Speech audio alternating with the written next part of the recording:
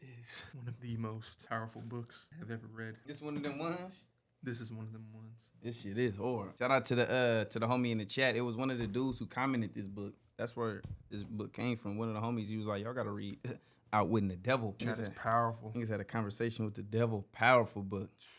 I ain't gonna lie, this one had me fucked up low key of like, and some of the thoughts that I have is like, but I don't even know if I can put them on video because it's like this shit is so powerful. But it's like, I ain't gonna lie, You fuck with the devil. I ain't gonna lie, he got a big bag. I respect bags. And his bag is big. His bag is big. No, yeah, this was a great book bag. A lot of good game on the way. Now, before we get into this book bag, is there any little extracurriculars you want to discuss? Anything going on in the media that you want to bring to the table before we get into this book bag? What's been going on? There's some shit going I gotta on. show I gotta show you the clip of the girl Joy Taylor. She be in her bag. It says she think prostitution should be legal. It is. It's called marriage. Okay, time to start today's book bag. This, I ain't gonna lie, this one for me, it's one of them ones. This was a 10 out of 10 read. 10 out of 10. It was an easy read, and it was a different read in terms of like a Q&A. Yeah, the way I've it's never set read a up. book like that. So just to give people context, the way the book is set up is basically the author is interviewing the devil, basically interrogating him. Like imagine like a police officer interrogating a suspect. He's basically interrogating the devil, and the whole book concept, outwitting the devil, like outsmarting the devil. The devil has a hold of what he says 98% of society, and so he's basically talking to the devil about how he controls people. How can people outsmart him? How can people avoid him controlling them? And that's basically the concept of the book. And like Jay mentioned, the way it's broken down is like in the Q&A format of like the author's asking a question, the devil's giving answers. But it's definitely a great little book bag. Brother, I ain't gonna lie, I gotta hear God's game. Yeah, this is a good game for sure. I gotta hear God's game. God, come with a rebuttal. Devil just scored 100. Oh my mom, we need to see a rap battle, God versus devil. What's the rebuttal, God? Because he came hard. He came correct on this one. And this was the first time I've seen, this is the only book that I've read that isn't a New York best, what is it, New York Times bestseller? Yeah, there's a reason. They trying to keep this off the shelves. Yeah, they trying to suppress this. At the bookstore, they only had one copy. Napoleon Hill's author of Think and Grow Rich, the best-selling success book of all time. We got to do that book bag. Success book. All these self-help books, that's the number one. I got that book too. I want to be successful. Me too. That'd be great. I ain't lying. He came hard with this. We might as well get the Think and Grow Rich. That could be a whole nother book bag. Oh, God. The number one. But as far as with the chapters, all glory to the game. This shit deep. But chapter 1, my first meeting with Andrew Carnegie. Chapter 2, a new world is revealed to me. Chapter 3, and this is basically where it kind of starts officially, but it's a strange interview with the devil. Chapter 4, drifting with the devil. Chapter 5, the confession continues. Chapter 6, hypnotic rhythm. Chapter 7, seeds of fear. Chapter 8, the definiteness of purpose. Chapter 9, education and religion. Chapter 10, self-discipline. Chapter 11, learning from adversity. Chapter 12, environment, time, harmony, and caution. And then we got a summary. That's pretty much it. 12 chapters, a lot of good game. 12 chapters, a good game. Now that first chapter, my first meeting with Andrew Carnegie. You got any highlights from that first chapter? Any standouts? Anything that stood out to you? I did highlight school and colleges teach practically nothing except no. Schools and colleges teach everything except individual achievement. Big. They flood you with all this information, but they don't really teach you how to use the information outside of trying to ace this test. And when he does the interview with the devil, he definitely goes deeper in that bag of like, what should they teach? And that was hard. Yeah. Because that had me even thinking about myself, because I've always thought about homeschooling my kids. And that was a lot of the things he was discussing were things, if I was to homeschool, it's like, I would want to teach them these different things. Mm-hmm. But yeah, that was hard. One thing I highlighted early on, it says you will learn more about how to succeed from failures than you will from the so-called successes. That will teach you what not to do. This is why it's always important understanding you can get game if you got wisdom and you observant. You can pick up game from anybody. You can soak game from a homeless person. People are so quick to want to find the right quote unquote messenger, but there's a message everywhere. A lot of times failures can teach you what not to do. Yeah. The cause of success is not some separate and apart from the man. Oh, that's another powerful little bar. The cause of success is not separate from the man. You see what I'm saying? The cause of success is not something separate and apart from the man, meaning this shit got to be in you. Like, you are what you attract. People are thinking and looking externally like what causes you to be successful is a lot of times these internal qualities that then create these external successes. You see what I'm saying? So understanding it's like it's all internal. There was one thing that I highlighted. It reminded me of us, just the hardships that niggas been going through with this whole YouTube shit, but highlighted the urge to continue was stronger than the urge to quit. Like, especially what we going through right now. Powerful. Good boy.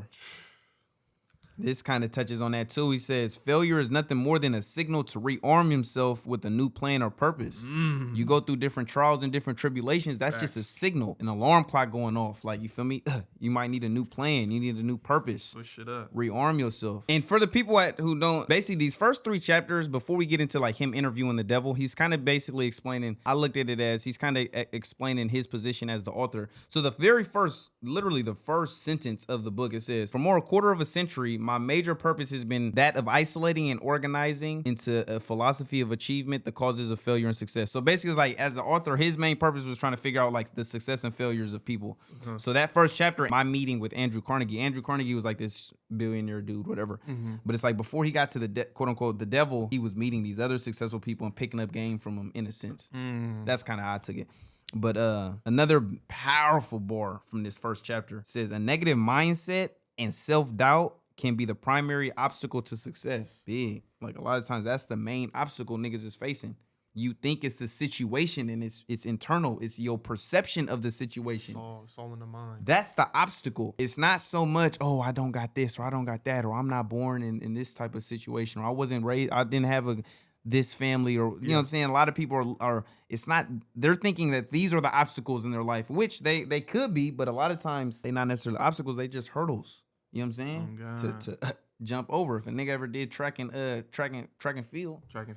Oh my mama, I hated track and field, but I did that shit. I did them hurdles and all that extra shit. I quit every time. I did track and field 2 years. I did it once in middle school and I did it in high school. Both times I quit. I ain't gonna. It's the only time I've ever quit in like a sport. It's too much running. I just don't even like running, and it was just boring. But it's the only time I've ever quit in a sport. I ain't gonna lie. Like, did you get to at least one meet? Yeah, I did a meet. I done a meet, but that shit was just weak all around, and I just was trash. Like, but track and field got hoes. It do got hoes, but that shit didn't keep me. I wasn't motivated by the hoes. Like, I ain't gonna lie. But you got any other bores from this chapter? Powerful chapter. One that I did like was that I highlighted. Keep doubt and fear and worry and all those sorts of limitations entirely out your mind. Keep them up. Away. Like sometimes is you be implanting negative thoughts into your head and that's the poison. And it gets so deep. He talks about it gets deeper, but yeah, I'm gonna keep getting that bag. And it's like you don't think you can be the next minorities. You can be the next successful YouTuber. You can. Don't limit yourself. You could be the next topic of discussion. You feel me? You just gotta you feel me, push through and you feel. I ain't gonna lie. He did break down like a science of like time and persistence and creativeness. Like that's the recipe formula for success or something like that. Yeah. He was breaking down some shit. He got a whole lot of shit. Another powerful boy. He said the worst of all human ailments, like the worst sickness, indecision. You said that in one of the strains. You got to make a decision. Oh, mama, that was powerful. A lot of niggas is like, that's what's holding you back is you not making a decision. You not just decide, make the decision. Yeah, that's pretty much one of his advice as far as another little bore I'll just put on here. He said, find happiness by rendering a useful service. You look at all just the successful people, whether it be the services entertainment, the services providing information, you know what I'm saying, the services technology. Yeah. All of these billionaires that are behind these things, whether it be the biggest YouTuber, the biggest bestseller, Steve Jobs, and a multi-billion-dollar company is like they provide service. So once you understand, it's like what service are you gonna provide to the people? I ain't like that's really if you think about it, that's the only way you can make money is providing a service. Provide a service. You like, washing cars, you mowing lawns, you making YouTube videos. The more customers you got, the more subscribers you got, the more viewers you got, the more you gonna make. Cool little boy. He said fear is self-generating. Like nobody can instill fear into you. Whatever you consume, your mind has shaped that fear into you. Oh God, yeah. This was a clean little segment. I think we still in chapter. Oh, my mama. Yeah, we still in chapter 1. This was clean to me. He said, "You are now completely in charge of your quote unquote other self. 2 entities occupy your body. One of these entities is motivated by in response to the impulse of fear. The other is motivated by in response to the impulse of faith." But this was just a clean ass concept to me because it just reminds me of that idea that you're the student and the teacher internally. You're the coach and the player. We all got that voice in our head, and we gotta conquer ourselves. That voice that tells you to quit. It's like that's the student in you that's like, oh, I don't want to study. But the teacher, the other voice in your head, the coach, is the one who you gotta sometimes tell yourself, conquer that voice and be like, nigga, push through it. Yeah. You know what I'm saying? So we all kind of have that duality. There's 2 different identities within ourselves. It's like we're the physical body, but I'm also I'm the car, I'm the physical body, but I'm also the driver in the car. I'm controlling the body. That's just always something I thought was like a clean concept. And oftentimes people don't conquer themselves, and just understanding that was always clean to me. It's like you're the parent and the child. You got to conquer yourself. You got to parent yourself. That's one thing that I've been doing lately is like I just try to look at myself from a third party's perspective, and through whatever decision that I make, I try to look at it through a third party perspective of, was that a good decision, Jay? Was that a good decision? And to internalize it of like, okay, boom, I got to do this different next time, or you feel me? Oh, that was a good decision. Let's build upon that. So mama. Then the last thing I highlighted, which is what you mentioned earlier, you highlighted it, but keep doubt and fear and worry and all thoughts of limitation entirely out of your mind. Keep the doors of your mind tightly closed against all thoughts which seek to limit you. Shit is just powerful. You know what I'm saying? And sometimes those doubts get creeped in from other people, other entities, friends, family, girlfriends, whatever. The music. It's like these external things and the devil talks about that towards the end of the book, how all that shit plays a role. But yeah, that is powerful. It's like, would you let a stranger in your house? No. So why are you letting all these negative thoughts into your head? You see what I'm saying? Be mindful in a sense. It's like your mind is a house in a sense. Now, yeah, you might have some visitors who they spend a night for a night. Depression spends a night for a night, but don't let it live there. Kick that motherfucker out. Like you gonna have these visitors. It happens. But just be mindful, niggas. Niggas let these negative thoughts live in their head permanently. But kick them motherfuckers out. You wouldn't let a bunch of strangers in your house, so don't just let anything enter your brain. Not lying. Be mindful. That was chapter 1. A lot of good game in chapter 1. Chapter 2, a new world is revealed to me. I ain't got too much highlighted on this. You got anything highlighted? Got a couple of things on there highlighted. I ain't gonna lie. This was one thing that I liked in there that I think a lot of people do it, and I once upon a time did it myself. It says, I used to go to prayer only when facing difficulty. Like people only pray when they facing hard times. Like, God, please, I really want to hit this lottery. You changed my life. Or you feel me? They call for prayer whenever their kids is sick or they're sick. And you feel me? It says, now I go to prayer before difficulty overtakes me. I now pray to be worthy of which that I already have. Like I pray for the things that I currently have. Like, God, I thank you for giving me, you feel me, these children, my friends, my family. You gave me healthy limbs. Like, pray for the things that you already have. So hopefully those blessings will be, you feel me, doubled and tripled. But that was one thing that I saw that it's like, bro, you praying for when you're going through difficult times, it's too late. You're currently going through it. Yeah. Now you just got to face it and you feel me, take that shit on the chin. Oh, this was one thing that I saw that I liked. Take inventory of his or her intangible assets. Write down everything that's tangible or intangible. Write it down, and maybe we got a clean closet. Maybe we gotta, you feel me, throw out some of that wardrobe. We gotta throw away some friends. We gotta throw away some family members. We gotta throw away our bad habits. Maybe make some new ones. So just always reevaluate yourself. Yeah, self-analyze. Anything else you got on chapter 2? Chapter 3 is when see a strange interview with the devil. This is when it gets good. This is when it get good. This is when it gets good. And I like, did you notice in the book, the interview, the tone starts to switch a little bit. Like in the beginning, the devil checks old boy that's doing the interviewing. Call me your majesty whenever you speak to me. Yeah. And then the dude asking the questions, he ends up somehow, some way manipulating the devil into getting out more information out of him. I ain't like, it was clean. Like, you're talking to a superior being, but you can bring him down to your level. Yeah. That was I ain't lying. He was in his bag. the interviewee. So this interview, he's talking to the devil. Basically, the devil was saying, I have no physical body. I consist of negative energy, and I live in the minds of people who fear me.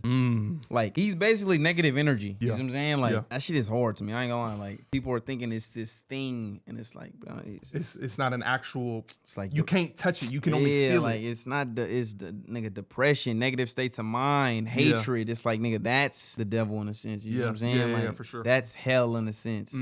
Compared to when you nigga feeling good, feeling happy, feeling blessed, feeling content. These are states of heavenly states in a sense. You know what I'm saying? So I just thought that was clean. But he said my opposition, every time he says my opposition, he's talking about God. This is the devil. He said my opposition controls positive thoughts. I control negative thoughts. I sow the seeds of negative thoughts in the minds of people. He said the questionnaire he asked the devil, who is your greatest enemy on earth? Those who inspire people to think and act on their own initiative. So you feel me? If you're a free thinker, if you can, you feel me, be open to open conversations and just have a mind of yourself, you are considered an enemy of the devil. And you feel me? You might be on the right track. You might be on the way of enlightenment. One of his best devices to control people, he says, for mind control is fear. I plant seeds of fear in the minds of people. Basically said there's 6 main fears. He said fear of poverty, criticism, ill health, loss of love, old age, and death. Different little devices he used to control people. Oh God, I did.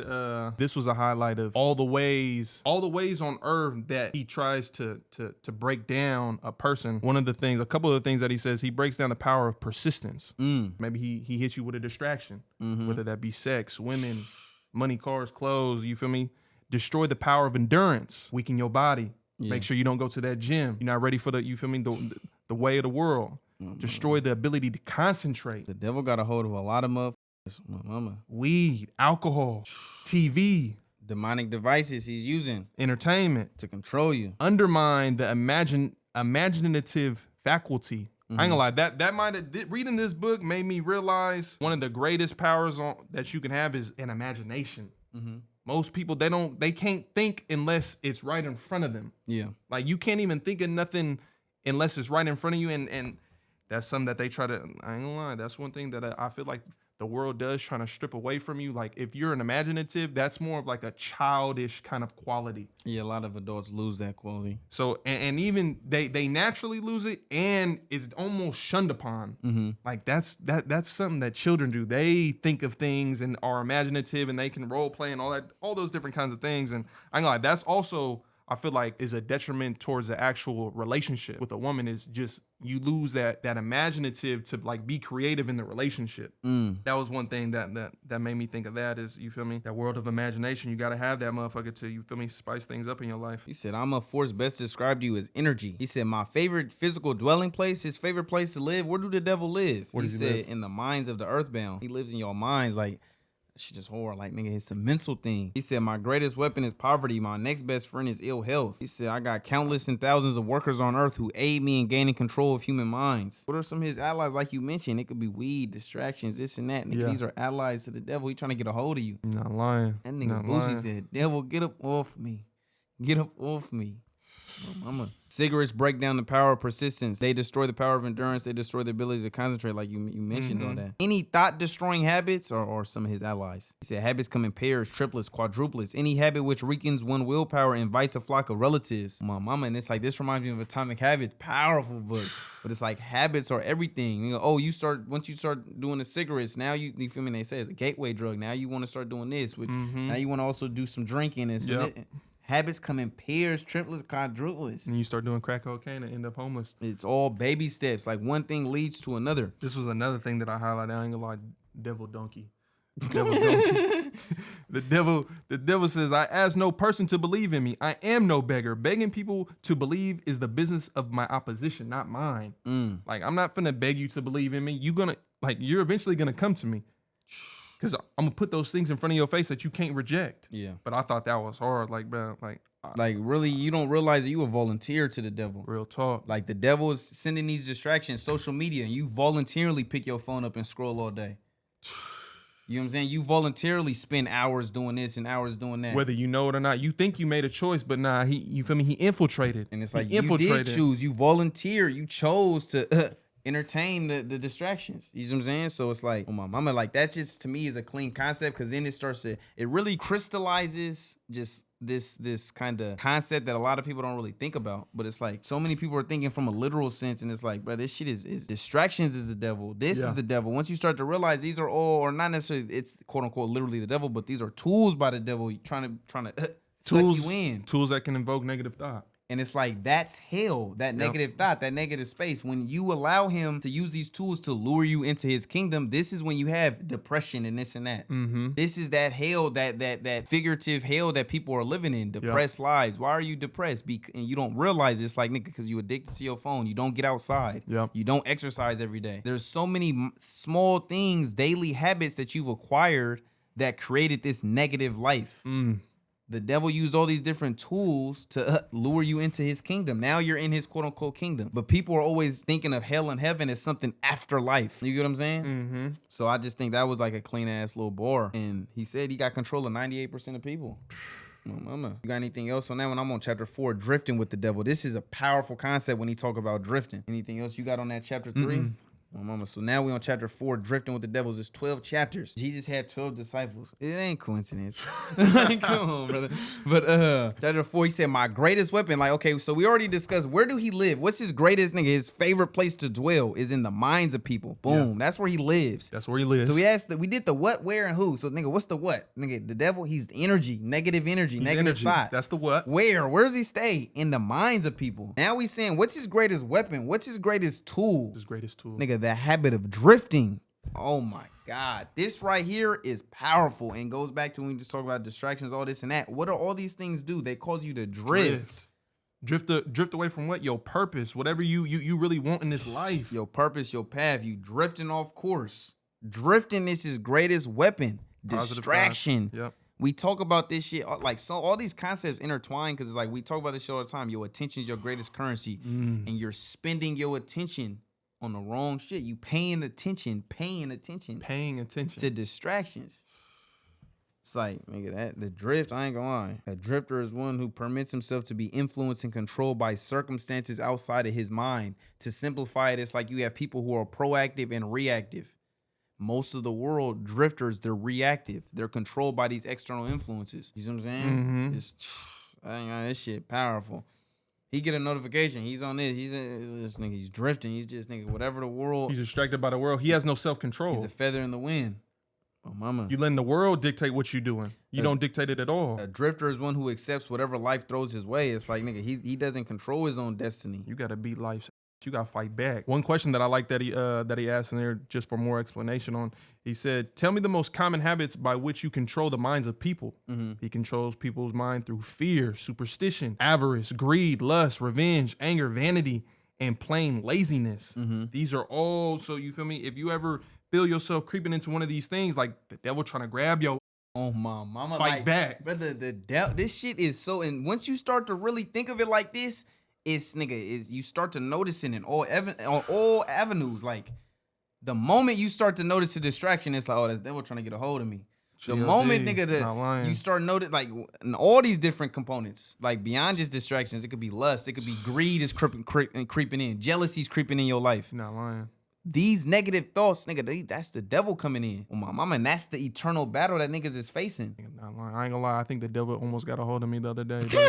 Like, real talk, like, I'm a cool, calm, collected guy, but I ain't gonna lie. I was on that road, and nigga, road rage, it attained my body, bro. I ain't gonna lie. I've never done this in my life. So boom, nigga, you know how like a light turns yellow and you don't go, but you could have went. Like, there was a car behind you, kind of like low-key on your ass, and we both could have went. But, nigga, I don't go. I do what I want. So, nigga, I stop at the yellow light. I'm in front of the line now. So, I'm first in line at the yellow light, and I look at my mirror, and the dude's heavily flipping me off, like crazy flipping me off. And, nigga, most of the time, I just laugh at shit. Jay don't get road rage. He's behind you, though? He's behind me, and I can see him in my rear view mirror just, like, flipping me off. And then he's like, calm down, like, puts his hand down. And he's like, nah, bah, bah, bah, bah. Because you didn't go on the yellow light? Yes, because I didn't go on the yellow light. So then, boom, nigga, I roll down my window. I put a thumbs up. And then when the light turns green, nigga, I speed up, turn to the right. I didn't turn to the left because the is on the left. So I turn to the right, and then I roll down my window again. I tell him, pull up. That nigga. So then they phone. pull up. That nigga should have got. That nigga get And I had it damn. on me. Oh my mama. Hey, that nigga, the devil got. Like he got a hold of me, brother. Like no bullshit. Oh Like mama, he got a hold of me. This nigga. Keep going, Jay. That nigga. He got a hold of me. So boom, I creep off to the right. I tell him pull up. They pull up, and when they pull up, nigga, the bitch and the nigga's now laughing at me. They're like ha ha, and they're pointing at me like ha ha ha, like you're hot, like you're stupid. And I felt stupid while doing this shit. Wait, what? You just said pull up, and they were laughing. I rolled down the window, pull up, like get right here next to me. Yeah. They pull up. And they're just like this, like laughing at me, like bye bye, haha, like bye bye, like they're trying to make fun of me now. As they're driving past you. But I'm not the one that's hot. They're the one that's hot, and it's like, nigga, I invited their being. Oh, you're hot? Okay, I'll invite the. You feel me? I'll invite the discourse. Yeah. So now they're laughing. Now they're laughing. They're waving by, and then they skirt off. So nigga, I'm hot at this point. I'm like, these niggas got me fucked up. Him and the. Like, brother, the devil got a hold on me. It is what it is. I'll confess. This is my confession. So then they skirt off, and nigga on some crash out type shit. Nigga, I'm following. That nigga the chase deal. Like he's known for that. Chase down, walk ups, nigga, I do it all. So nigga, I pull up next to him. And mind you, Jay's nigga, they're dead now. Like man, I'm not one of those guys. Like you feel me? I'm typically chill. So I pull up next to him, and we eventually get to like a big crowd of cars at a stoplight. There's two rows. They're 2 rows away from me, but there's a big ass gap. And so they lost me at one point. They didn't know where I was because, nigga, I'm on the side of them, but they're looking back thinking like, where is he? Like, where is he behind us? And nigga, I'm right next to him. So then I roll down my window. I was like, nigga, roll down your window. And he was like, what? And then I told the, I was like, roll down his window.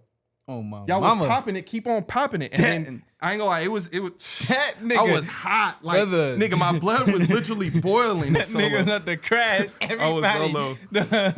I was so low. But I ain't gonna lie, that was a real, like, I ain't gonna lie, I felt weak in that moment. Like, nigga, my body got taken over by a spirit. Oh my mama, that spirit got a hold of you. Like, that's that demonic spirit. Real talk. I can't remember the last time I was angry. Like real, I don't get angry. I remember. I can just brush everything aside. Like, yeah, it don't happen to me too often either. I remember, he just said right now, just like what you're saying, is like he said, I enter the minds of people through thoughts. These negative thoughts, they entered. The spirit took over the body. Real talk. Out of body. Like I really felt like I had an out of body experience. Like I didn't feel like that was my body right then. So you said they rolled down the window. Then what happened? They never rolled down the window. They just was acting. They was acting spooked. Oh my mama, they probably was. Like y'all was popping big shit, but I don't even want to talk about it. That nigga. Nigga, roll your window down. And he said, my control over the mind of a human being is obtained while the person is young. He talks about how typically he takes a hold of a nigga when he's young. The mind is nothing more than the sum total of one's habits. One by one, I enter the mind and establish habits, which lead into the basically absolute dominion. Habits goes back to nigga atomic habits, this and that, but it's like he enters the mind, you form certain habits. Once the habits is established, he got complete domination. Yeah.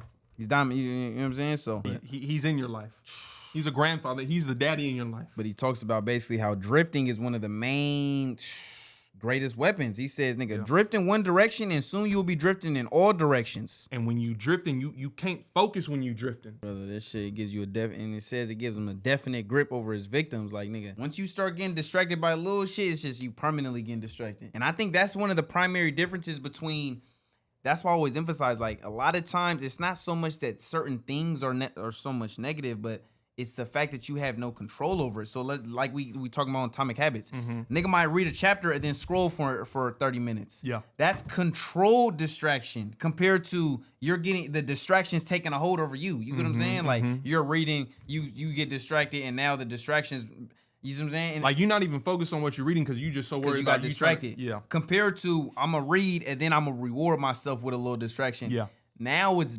different. It's beneficial. Yeah, facts. You got anything on this chapter though? One thing that I liked on here, the devil, the guy asked him a question along the lines of like, just tell me your secrets, tell me how you infiltrate people, and the devil said in there, he said, no one will like you or your book except those who think. Like once you publish this book, you're gonna open up a whole new can of worms, and it's like you talking to the devil. This is something that's like nobody does this.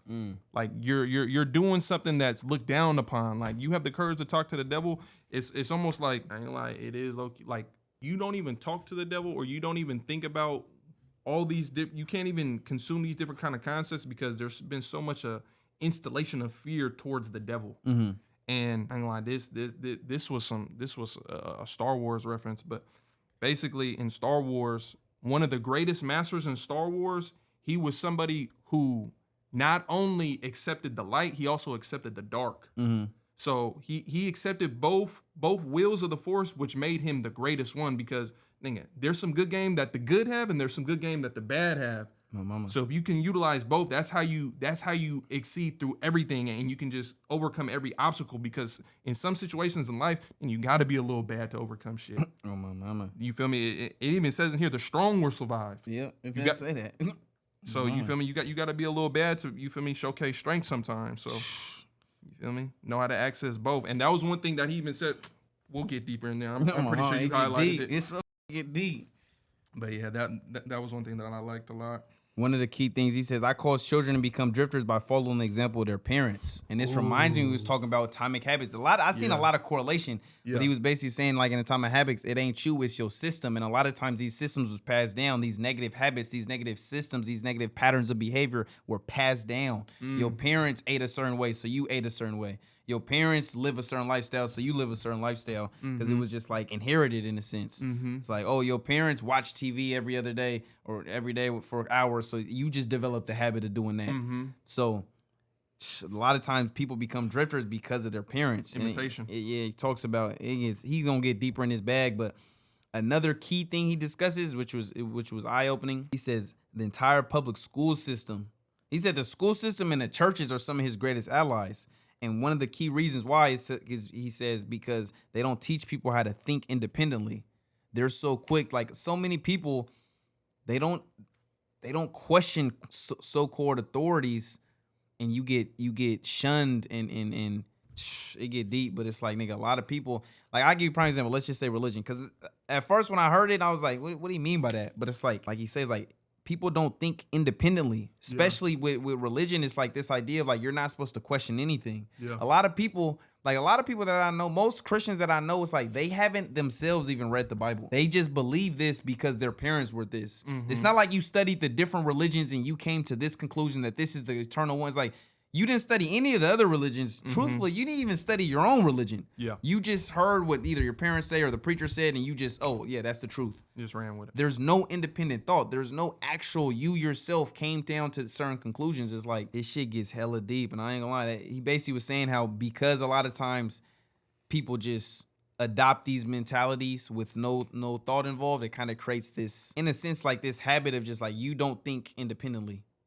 You learned it at an early age. You know what I'm saying? Like you were just taught, oh, believe this. You learned at an early age, and so you never really developed that skill of thinking independently. But that shit is powerful. I ain't gonna lie. And I see it through the world. It's like a lot of people. It's like this is supposed to be the one book, the most powerful book that contains eternal truth, and you haven't even read it yourself. You see what I'm saying? Like even with the school systems, it's like a lot of times they're not teaching people actual things to become functioning member of society. It's like, oh, just memorize these facts, Pythagorean theorem, and this. It's like, what benefit?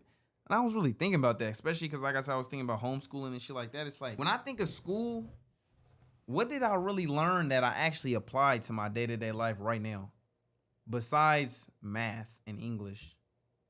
It's like, what do I really use on a day-to-day basis? You know what I'm saying? Math and English is the primaries. Like besides that, a lot of shit you really don't. It really don't.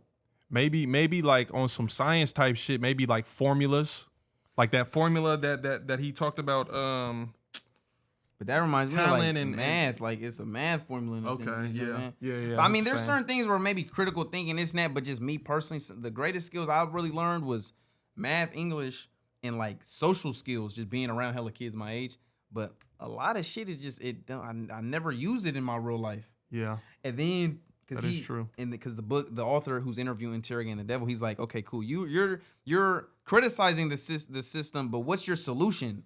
And then the devil gives solutions. I ain't gonna lie, it was hard. Like seeing him like give some solutions. Yeah, that shit was clean. But yeah, it's some power. You got anything else from this chapter? It's a powerful chapter. I ain't gonna lie. School children are taught not to develop and use their own minds, but to adopt the thoughts of others. Oh, this was one that I remember actually thinking like this was me when I was actually in school. But it says they talking about how kids in the public education system, sometimes they shy away from participating. Mm-hmm. And they say they perceive to make an error which will subject them to ridicule and scorn, so they cease to participate in order to protect themselves. Mm-hmm. They are taught that the solution to all problems or conflicts lie not on their own hands and minds. You're so worried about the negative, you don't even try to grow from the experience. Like, for example, popcorn reading. You know popcorn reading? Yeah. I hated popcorn reading. Because for one, I didn't want to follow along with the book. And two, I don't like to read in front of hella other people. So I would always shy away from it. But this is an opportunity to get better. Yeah. But I was so worried about being laughed at or causing a disruption in the class that I didn't even want to, you feel me, accept a challenge. Yeah. Which, you feel me?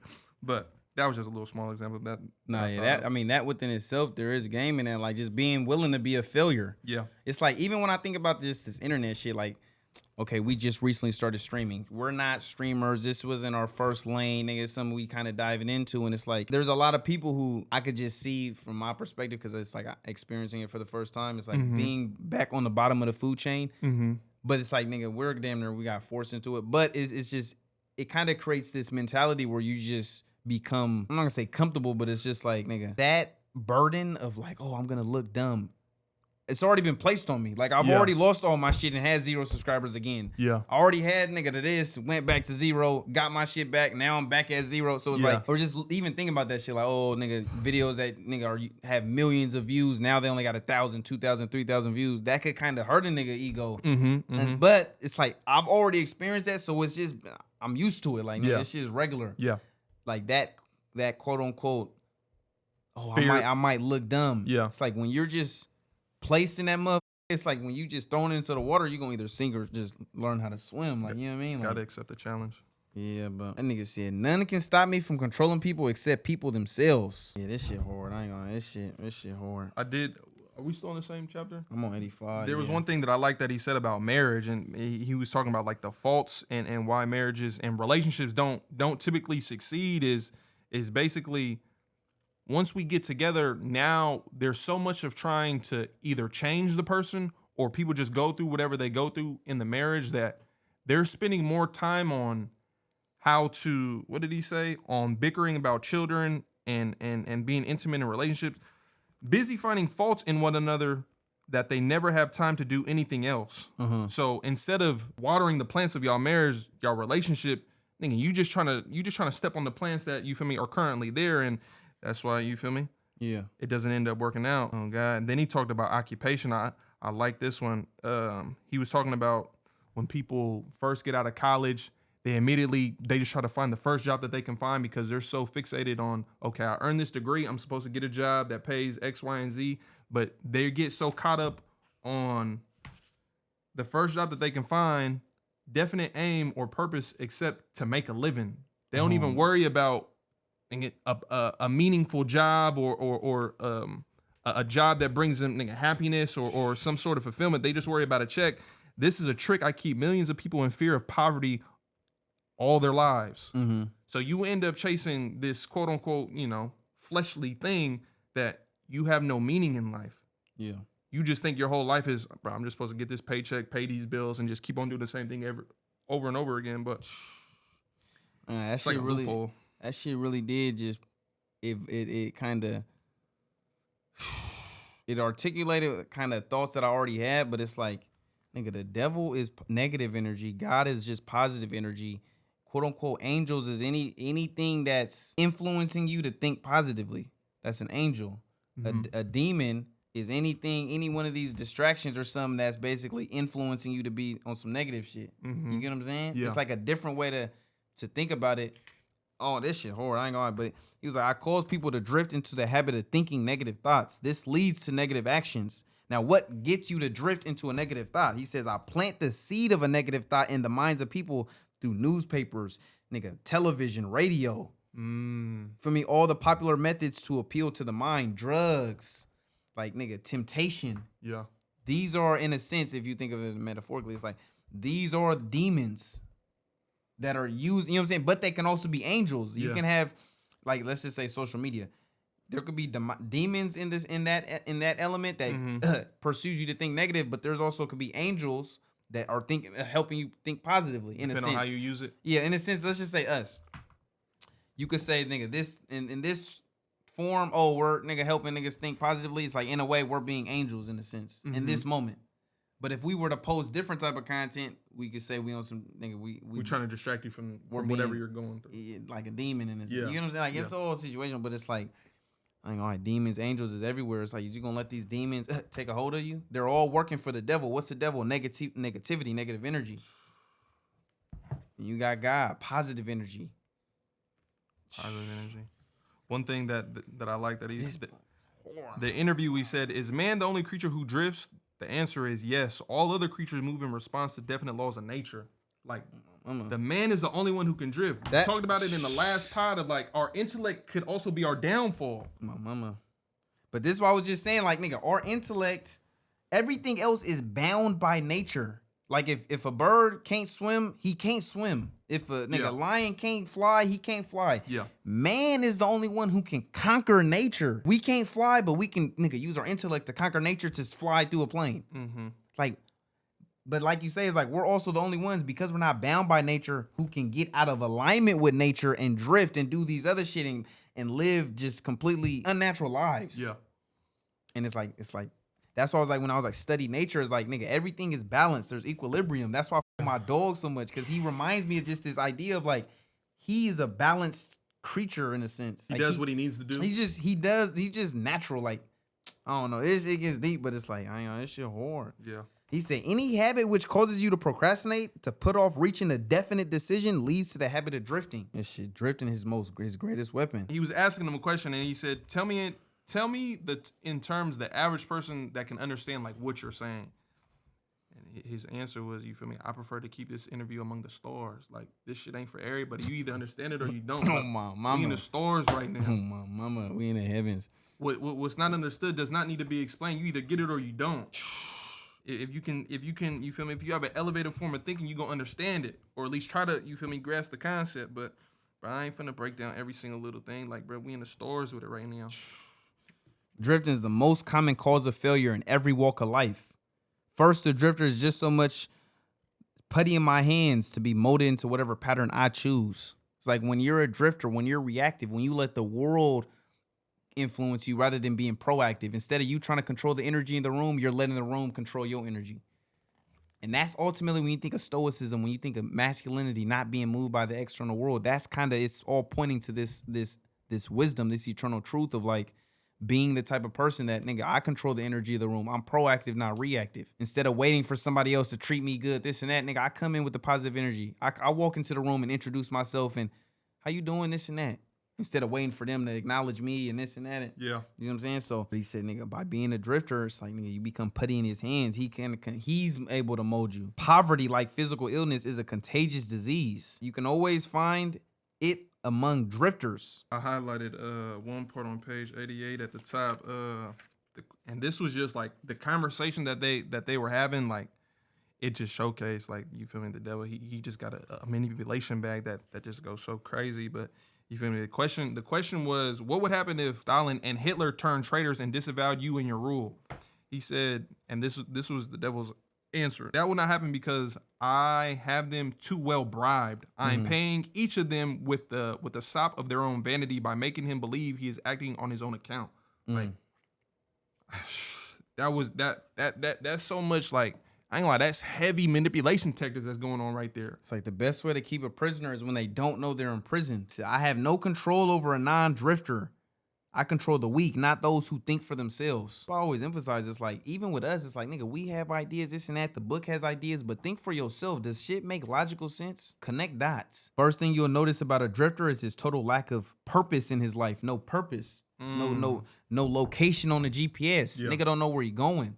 That's where most niggas is failing. It's like niggas don't have a destination on the map. And we've all been there. It's like, nigga, you'll have times in which you'll have a destination, it gets fucked up, and nigga, you get back you kind of lost again. Yeah. And to me, I think that's where a lot of times what the issue with most people is. It's like, you're not depressed, you just lost. You don't know where you're going. And so that's what's causing that feeling of depression, that anxiety of like, nigga, you don't have a destination. You don't know where to go on the map. They look at the loss as a failure, but really you supposed to try to, you feel me, hopefully find a destination. find the seed out of the lesson. You know what I'm saying? So what's the first sign of a non-drifter? He said the first sign of a non-drifter, a nigga who don't be drifting, he's always engaged in doing something that's definite through a well-organized plan, which is definite. It's like, nigga, structure, program. And to me, it's like that's what masculinity is in a sense. It's like, nigga, structure, program. You're not just, like I say, it's like you're not reactive, you're proactive. Yeah. You're not just a feather in the wind. It's like, nigga, you're strategic. There's a purpose, there's structure. Yeah. There's, nigga, Destination. Gotta have it. a purpose, a plan. And it's like, if you have no destination, you can't lead to no destination because you have no destination. Yeah, you can't leave if you don't know where you're going. Yeah. My mama is like, that's kind of the core to this shit. He knows exactly what he wants and he's determined to get it. This is why when we talked about it before, a lot of the quote unquote most successful people, nigga, they knew what they wanted at an early age. They were playing, nigga, let's say basketball forever, and they just kept, nigga, they knew where they were going. Nigga, I'm about to be a hooper. These are, I highlighted some, you feel me, for the viewers of, you feel me, if you think that you might be a drifter, these are some of the things and some of the signs that, you feel me, you might be, and even some of these, I ain't gonna lie, some of these that, I ain't gonna lie, I indulge in a couple of these every once in a while, but you feel me, I always gotta steer back on path, but, Program. These are some of the, you feel me, the major signs of drifting. One of them is a lack of self-confidence, you feel me, spending all that you earn, has little to no imagination, and can be sick by some real or imaginary causes. Some people be sick in the head. Real talk. Be sick in the head. Lack in control over his emotions. Said that in one of the in one of the past streams. Like, don't be a victim of your emotions. I was almost a victim of my emotions. That drive Happens. I almost was. You feel me? Oh, I ain't gonna lie. This was hard. This had me doing some self-reflection of myself. His personality will be without magnetism and will not attract other people. Like, if you're not a person who can attract other people, like, like maybe there's something going on a little bit. In terms of this, you feel me? This is what the book say. He will have opinions on everything, but accurate knowledge on nothing. Like, niggas have an opinion on everything, but what do you know about the situation? Yeah. Do you know anything of any situation? You feel me? Being narrow-minded. I ain't gonna lie, this one was important. Never profiting by failure. Like, let's turn our failures into profits. Like, can you profit off your failure? Mama, a non-drifter can. Real talk. Like, you feel me? I cash in on love and I cash in on failures. And it might take a minute. You might, you know what I'm saying, spend a couple years on your nigga, get up, figure it out. Yeah. But yeah, those were some of the clear-cut definitions of what a drifter is. He said major distinguishing feature of a non-drifter is he has a mind of his own. Major difference between a drifter and non-drifter is basically it is simply the prerogative right of each to his own mind and think for himself. Basically, it's like one nigga's reactive, one nigga's proactive, one nigga's a follower, one nigga's a leader. One, you know what I mean? It's just. This was one that I like that kind of reminded me of us was accepts favor sparingly or not at all. Oh, my mama. That's powerful. And I believe that was in one of the 48 laws of power. Don't accept a free lunch. It's a big one. It's a big one. A lot of people will kind of put you, quote unquote, emotionally in debt when they do shit for you. That's why, yeah, I don't like free shit, because 9 times out of 10, there's always that feeling that the person feels or might try to impose on you of like, oh, well, you owe me a favor. I gave you a favor. You owe me a favor. He said there's power. Oh, I'm on the next chapter though. You got anything else on that chapter? I'm on chapter 5. Oh, the accept favors sparingly or not. That was somebody who was a non-drifter. I didn't. Yeah, it's a non-drifter. Yeah. Somebody who gives direct answers. My mama. He is an inspiration to all who come in contact with his mind. My mama. Like, you got in the presence of his image, like, you're gonna be inspired to be a better tomorrow. Definitely got me thinking. What does it have you thinking about, Dan? It's just so much game. I just Not be lying. thinking about like as So far as much. having kids and the game instilled into a kid and just I want to put a nigga on game. I ain't gonna lie. This with was one real thing. life lessons, like real life shit of nigga. They don't teach this shit in school. They're not teaching you how to use your mind positively, how to think positive thoughts, how to avoid negative habits, how to eat properly. You know what I'm saying? These different like Speaking of the parents, this is one thing that I highlighted just for, you feel me, my future references. Parental help, quote unquote, parental help will destroy the child's self-confidence. Like sometimes kids gotta technical difficulty. Sometimes it's like it gotta be controlled environments, but sometimes they gotta bump their head so they know. Like and also you telling them what to do, they just become a robot. And once they get outside the household, they don't know how to function properly because they never had to function properly. And it just is kind of going back to what he's saying is like the kid isn't learning how to use his mind independently, how to think for himself, because he's just following instruction. And a lot of times this habit, because it talks about that, it says there's power in repetition, but it's like that habit of just following instruction leads into adulthood, and they're just nigga. What does the media say? What does my employer say? They're just nigga. Yeah. An NPC, as the kids say these days. But yeah, this shit. You still on chapter 4? 5, I believe. 5. Yeah, so chapter 5, the confession continues. Basically, the devil's still just getting in his bag. Talks about the power of repetition. I exist only in the minds of people who have fears. I control only the drifters who neglect to use their own minds. My hell is here on earth. I'm a principle or a form of energy, the negative side of energy. He said, I'm not a person with a forked tongue and a spiked tail. And that's something that obviously is mainstream kind of gets you to believe. It's like, oh, the devil is this creature that you'll experience in the afterlife. And this was another powerful board. He says, flattery is a bait. 2 of the most common human weaknesses is vanity and egotism, and flattery is basically the best rope. He said, the best of all ropes is flattery, and this is the rope by which he helps keep people bound. This was powerful. Flattery is the chief bait through which men seduce women, and it works both ends, but it's like, nigga, flattery. Telling her what she wants to hear. This is the whole concept of charm and disarm. By, you feel me, being charming, being nice. Yeah. Flattering you. Non-drifters are not easily flattered. You know what I'm saying? Nigga can't just come in with a sweet little compliment and think a nigga gonna be able to wiggle out it. I'm not easily, nigga, that shit don't move me. Real talk. He said women do it too. He said they influence men by injecting that soft, cooing baby tones in their voices. This reminds me of Bubbles. For anybody that's on the stream, we talked about there was this girl named Bubbles who she had like this baby voice, but it's something a lot of girls do, and it's like that seductive, like that flattering. It kind of gives you the feeling of dominance in the sense of like she's kind of looking at you as the leader in a sense. Yeah. As a father figure, and it's like think about it. I mean, we already talked about the marriage component, but it's like, what do girls call men in the bedroom? Daddy. And just like we already talked about with the marriage component, it's like you used to carry your father's last name, now you carry your husband's last name. Your father used to provide and protect, now your husband provides and protects. It's like that's ultimately the dynamic, is the father figure role. So when they use like that baby voice and I don't know, it's like a little manipulation tactic. You know what I'm saying? Like to seduce a nigga. But this right here was so hard because it's the truth. This is really game for the. She never sells a man herself or anything that she can give him. Instead, she sells him his own egotism. Real game. And this is ultimately what the pimping teach the. You're not selling yourself. The product you're not even really selling.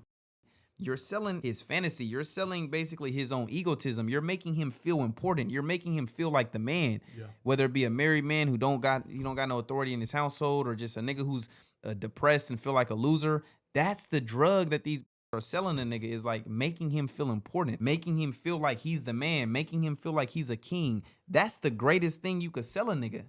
And a lot of don't understand that. That's why a lot of the best I didn't ever have a contact with, it's like that's really the drug they give a nigga. They know how to make a nigga feel important. Not lying.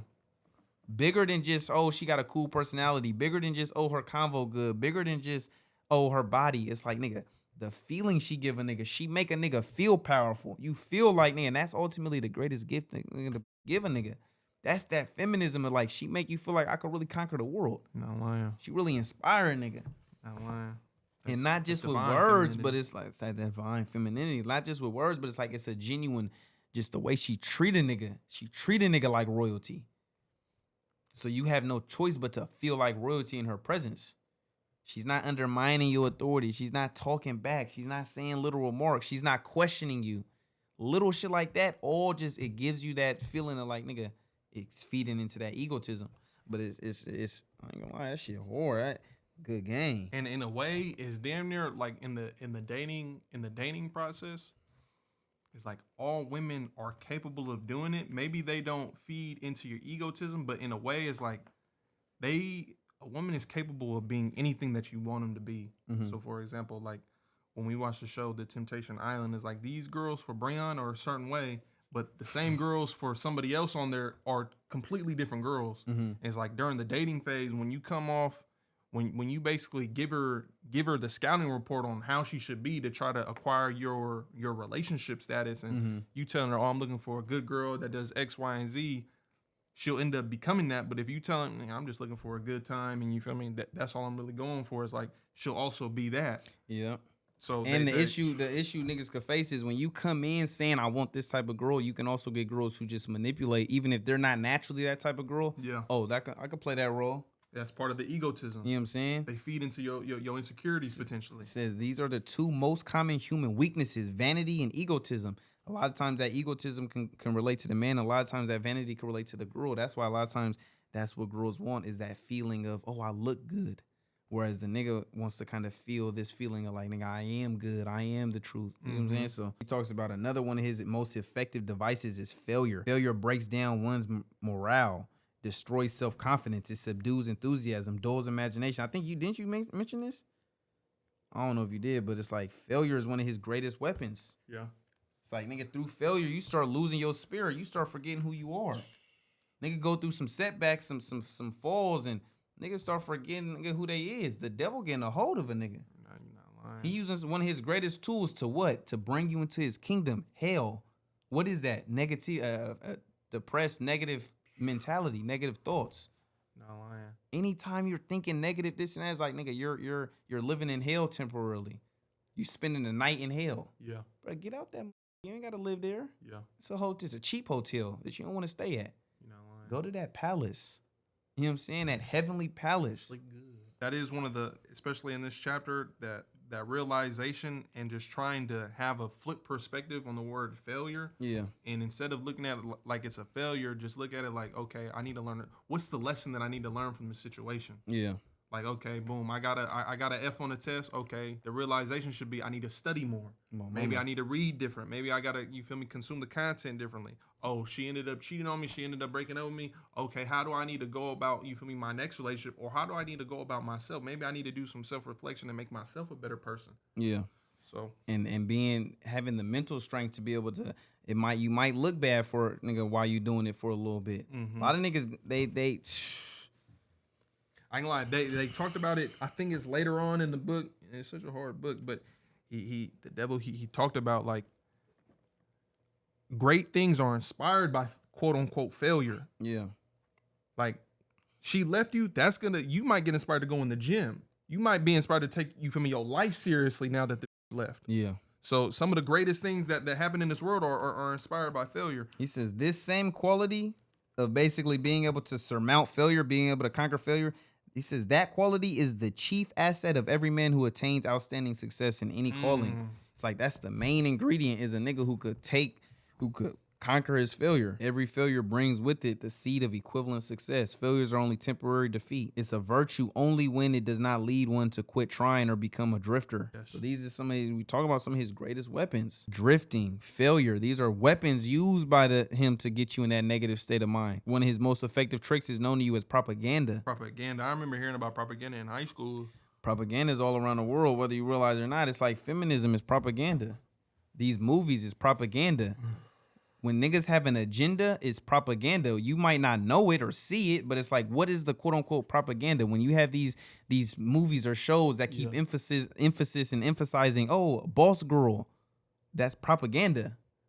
They're propagating certain messages through the media. There's so much propaganda being shown that you don't even realize it. I remember Candace Owens was talking about it. I haven't seen too much of her content, but I remember her saying something about what's that black rapper, the Sexy Red? Yeah, that's her name. But she was basically saying like, nigga, a lot of times these According to her, I don't know how accurate it is, but she's basically saying like a lot of these top dudes and top people in the top of the food chain is like they'll use these people and use them as propaganda. Spread that agenda. Spread certain agendas. Spread that negativity by creating these. Oh, I'm gonna make you famous and popular. People are gonna look up to you. So now the message that you propagate in your music is gonna become normalized. Industry plans. You see what I'm saying? So it's like propaganda, powerful tool used by the devil. Devil not being necessarily a person, but nigga, these are allies. You could say if there is a person who's acting demonic, he's an ally of the devil. It's like, bruh, you got demons in this world, you got angels in this world. Propaganda is any device, plan, or method by which people can be influenced without knowing that they're being influenced. It's the source of all influence. Is it or the source of the influence? Like, it's like, nigga, propaganda. Oh, this one was huge. I ain't gonna lie. I got another big board. You got anything else on this chapter? I got another big board. Come up. On page 1, I highlighted this because this was just what I was talking about, like the tone and the conversation slowly changes to where the person asking the question is manipulating and growing, like he's growing control over the conversation. And he just used like simple little terms, but he was trying to get more information out of him, and the devil was kind of like having pushback against it. And he was saying, give me the story with all the lore details. This is the most important part of the confession. I am consumed with eagerness to gain control of your secrets. I can hardly blame you for stalling about answering my questions because you know so well that your answer will snatch millions of innocent victims from your control. It's like you're just boosting his head up to like, yes, you're almighty powerful. You know once you give this confession, you're going to snatch millions of lives. I can see why you don't want to say it. And he ends up giving him, you feel me? He ends up giving him the information, but yeah, it's just little manipulation tactics. And I ain't gonna lie, I've used these in my personal life of how to get information out of women, of like whether that be their personal life or just people in general. I know how to. It's really charming and disarming. This is a flattery. Exactly. This is exactly what it is. He's using the devil's own juice against him, and he did it right then and there. I thought that shit was hard. It's like we're turning the table right now. You feel me? The person asking the question, you feel me? He's trying to gain power in the situation. This was a powerful one that I relate to it so much because I've just realized the effect it's had on my life. And he talks about it deeper later on in the book. But he basically discusses how another powerful tool of his is basically food, and how he says when men's bellies are filled, they drift freely with one who does the feeling. When your bellies are full, you tend to drift freely. He says, hungry men get out from under his control. And it's something I've just related to personally because I've just always noticed I always tend to get tired when I eat a lot. And like the way I eat will just affect my overall mood of the day. And when I'm hungry, I tend to be more productive. I tend to just work more and get more done. And honestly, people be kind of shocked when they find it out. But I really typically only eat like one meal a day. Really like 1.5 in the sense of like I'll eat like some little snack or something, but typically I don't eat my first meal until like 3 or 4 in the afternoon. Typically I really don't ever eat breakfast. But the point I'm making is I just related to this personally because it's like he said hungry men get out from under his control, but it's like I've always noticed that when I eat a lot, that's when I want to take a nap or sleep or scroll or just I feel sluggish and one of the things he like I said he talks about it deeper, but he was basically explaining how one of the reasons is because we don't typically eat what our bodies are naturally designed to eat because we're eating so many complex foods. And it goes back to my dog, why I with him. But it's like, nigga, my dog eats simple foods. Like it's just whether it be chicken and rice or just kibble and chicken. It's simple in the sense that there's not 10,000 ingredients. Yeah. Nowadays, what do we eat? We eat hella big portions of just hella complex foods. And going back to like I said, I just noticed this personally. When I eat simple foods, I tend to feel better. Like just before you came, I typically don't eat breakfast, but today, just steak and eggs. Yeah. Simple. It ain't like 1,000 different things and sauces and cheeseburgers with hella different ingredients and steak and rice. Like simplified chicken and rice, like little shit like that. I noticed a drastic change just in my life for my food. And I remember there was somebody, I don't know how accurate it was, but I believe it. But it was basically, you know how your brain has neurons and shit or something like that? They were basically comparing the brain's neurons or something of the electrons, something in the brain compared to that of the stomach. And it was saying like there's either more or just as many in neurons or whatever in the stomach as there are in the brain. And basically the conclusion that the scientist nigga came to was like, your stomach is your second brain. And I ain't gonna lie, like I could relate to this. And he was getting deeper into the bag, but he was basically saying like what you eat and how you eat hugely influences your mood. Just like how your thoughts influence your mood and how you think, your food and how you eat influences how you feel. It influences your mood and you don't really realize it. In a sense, it's like your second brain, in a sense. So it was just something that just food and the power of food was powerful. And he talks about it even more, but that was just a quick little bar. And then it just reminded me, it says, hungry men get from out from under my control. You can even think of this on some figurative language types, on some metaphorically. You could think of this even metaphorically. When you get content, right? A lot of times success can kill a nigga. Success can ruin people. Yeah. They get too successful or too content success-wise that they lose their drive. They lose their passion. Hungry men get from out from under my control. When you still have that hunger, that drive, that competitiveness, that determinism, determination, it's like, nigga, it drives you. It can drive you. And understand there's a balance. It's like, nigga, yeah, you want to be content in one regard, but it's like you don't want to lose that competitiveness in a sense. You don't want the content to make you lazy. Yeah, so it's like this balance. But that was just a clean little bore off with. I ain't gonna lie. Yeah, we're gonna change the battery real quick. This shit, we halfway through. This motherfucker deep. This is a fire ass book, and it's like it really got me questioning just my perception towards heaven, hell, God, and the devil. It's like I say, it's like, nigga, this shit is all mental. That was one thing that I was thinking about in this book is, like, I would say he's telling the truth. I want that nigga telling the truth. So I was just thinking to myself, like, would God tell the truth if this was like a flip scenario, or would God say things that's going to align with the perception of God? You know what I'm saying? Like, I don't want to tell you too much of the truth because it might contradict what you believe in me, like what you believe me to be. You know what I'm saying? Yeah. Like, this is just, it just made me think of that as like, okay, he's telling the truth on how to outwit him. Yeah. Now, what's God gonna tell you? What's God gonna tell you? And also, I don't think God is gonna. There's not gonna be an outwitting God. Well, I don't think you're not trying to outwit God because God's good energy. You see what I'm saying?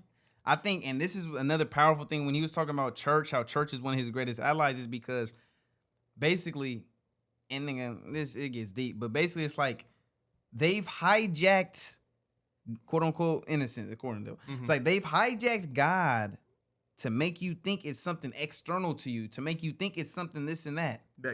It's people, they're making you think God is something you have to achieve. Nah, do these rights in the like world. You'll meet him later in life, this and that, where it's like, nigga, he's within you. It says in scripture, the kingdom of God is within you. So it's like, the way I kind of took it as is these churches, religions, different shit is like they've hijacked this message for their own benefit. You see what I'm saying? Propaganda. And then he even says it. He says it literally right here. He says, what is fear of the devil except propaganda? Like that within itself is a type of propaganda. They're trying to push a certain agenda. But in reality, like it's within you. He said, I never attain an end by direct open means, which I can achieve by being subtle. Oh, this shit, nigga, it get deep. But so basically, nigga, we talked about his different weapons. Now, what's his basically like? How does he enter the mind? He says, my first entry into an individual's mind is by bribing him. He's gonna bribe you with either temptations, lust, greed, different little things. All of these, but also some pleasant things. He says, my best bribes are love, the thirst for sex expression, the desire for money, vanity of women, egotism in men, desire to be the master of others, desire for drugs and shit like that, desire for self-expression through words and deeds, desire to imitate others. He got this list of different things. Desire for physical food. I know that physical food one always was big to me. But it's like these are bribes that the devil's basically giving you to lure you in. Things that you like to lure you in. I know that food one was big. At least to me. And this right here, going back to the food shit, he says, I cause him to stuff himself with rich foods. This slows down his thinking capacity and starts him on the road to drifting. Food and sex are the two first surefire baits. I know this was huge to me. Food and sex are the biggest baits. Now, if you a nigga who don't get hoes, you ain't gotta worry about the sex element. Skip that. Nah, but it's like even through, nigga, you could say lust. This is why they say the whole no fap. Maybe that's a component of that they're trying to teach in that element. But yeah, it's like, nigga, just that lust. If you spent half the time, that nigga Cole said, nigga, if you spent, what do you say? He said, if you spent half of what you spent on chasing, By now you be famous and rich. On getting cash, by now you be famous and rich. I ain't like that's crazy. You said And he talks about that later in the book. Yeah, he talks about that. But it's like, nigga, he probably read this book. This shit was out in 1937, so it was out hell long ago. But it's like sex and food is his biggest baits. Yeah. And I think especially with the food one, you see how most of the world, especially in America, is like overweight, this and that. Is like niggas don't understand that's the biggest drug being sold is these different foods. Like you say, these rich foods, all these different ingredients. Shit that's gonna slow you down. Brother, just get you some steak, some nigga chicken and rice, and I promise you're gonna feel good. Simple food. Simple, keep it simple. And it even reminds me, I didn't go too much on the tangent, but even this morning, like I said, I ate this morning, and I didn't even eat I didn't finish my whole plate. That was another thing, and I was thinking, going back to just nature, how we're wired naturally. Mm-hmm. It's like our ancestors, when they was out hunting and they cooked over the fire, they're not eating big portions. It's like, okay, I'm gonna eat enough. I'm gonna just eat enough, and then it's like I gotta save some and plan it out for the rest of the week. But it just reminded me, like, nigga, we're so out of touch with how we're wired naturally through just years and years of evolution that we're behaving in a way unnaturally, and that creates this imbalance, which creates the unhappiness and the this and the negativity. And so just even little shit like that, like, nigga, I ate a couple pieces of steak and called it a day, and I feel amazing. Like, nigga, don't overeat, overindulge. But yeah, you got any other highlights for this chapter? There's a lot of game in this chapter. I ain't gonna lie. He said the non-drifter, the nigga you want to be, nigga who don't drift, he's like a fish that steals the bait from the hook but refuses to take the hook. The non-drifter takes from life whatever he wants, but he takes it on his own term. The drifter takes whatever he can, but he takes what he gets on the other person's term, on the devil's term. Yeah. So it's like, nigga, it's kind of like when you think about niggas who, nigga, quote unquote, selling their soul. They'll take the bait, but they'll keep themselves attached to the hook. They'll take it by any means necessary. Oh, what's the consequence of doing that? I don't care. I just want the money. I just want the this. Oh, what's the consequence of, nigga, you trying to get the girl? I don't care. I'm gonna take her on 1,000 dates, this and that. It's like, you don't care about the consequences. And it typically comes from a place of desperation. Yeah, and it's like, man. And maybe if you desperate for something, maybe you gotta analyze, you feel me, the things that you want in life. You should never be desperate for it. He said, nigga, he bribes his victims with their natural desires, which causes them to be drifters. Once they become a drifter, it's like, nigga, they get caught in that habit, and then it's just forever, nigga. Oh, God. Then he intensifies their desires to go after money. Then you get near it, and then he snatches it away. He can plant that you feel me, that seed of doubt, that seed of failure into you. Yeah. This shit deep. I ain't gonna, it's a lot of good game in this book. He talks about protection against drifting. Protect yourself from being a drifter. Yeah. He really does have so many, like, you don't have a fear of being in poverty. Okay, boom. We can get past that. I'm going to inflict the fear of what you was talking about, foods. Okay, now you don't yearn for money. You have money. I'm going to make sure you spend your money on food, things that can slow you down. Weed, alcoholism. You feel me? Maybe overindulging in sex. All those type of things. Well, mama, I like when the devil tempt me with that. I ain't gonna lie to you. Like, we all fall victim. Like, nigga, I swear to God, like, I might live in heaven, but I could spend a night, a couple days or two at the Hell Hotel. On my mama, I go, this is a day or two. Just, you know what I'm saying? Tempt me, I go. Really, I ain't. Your body's in hell, but your mind is in heaven. Like,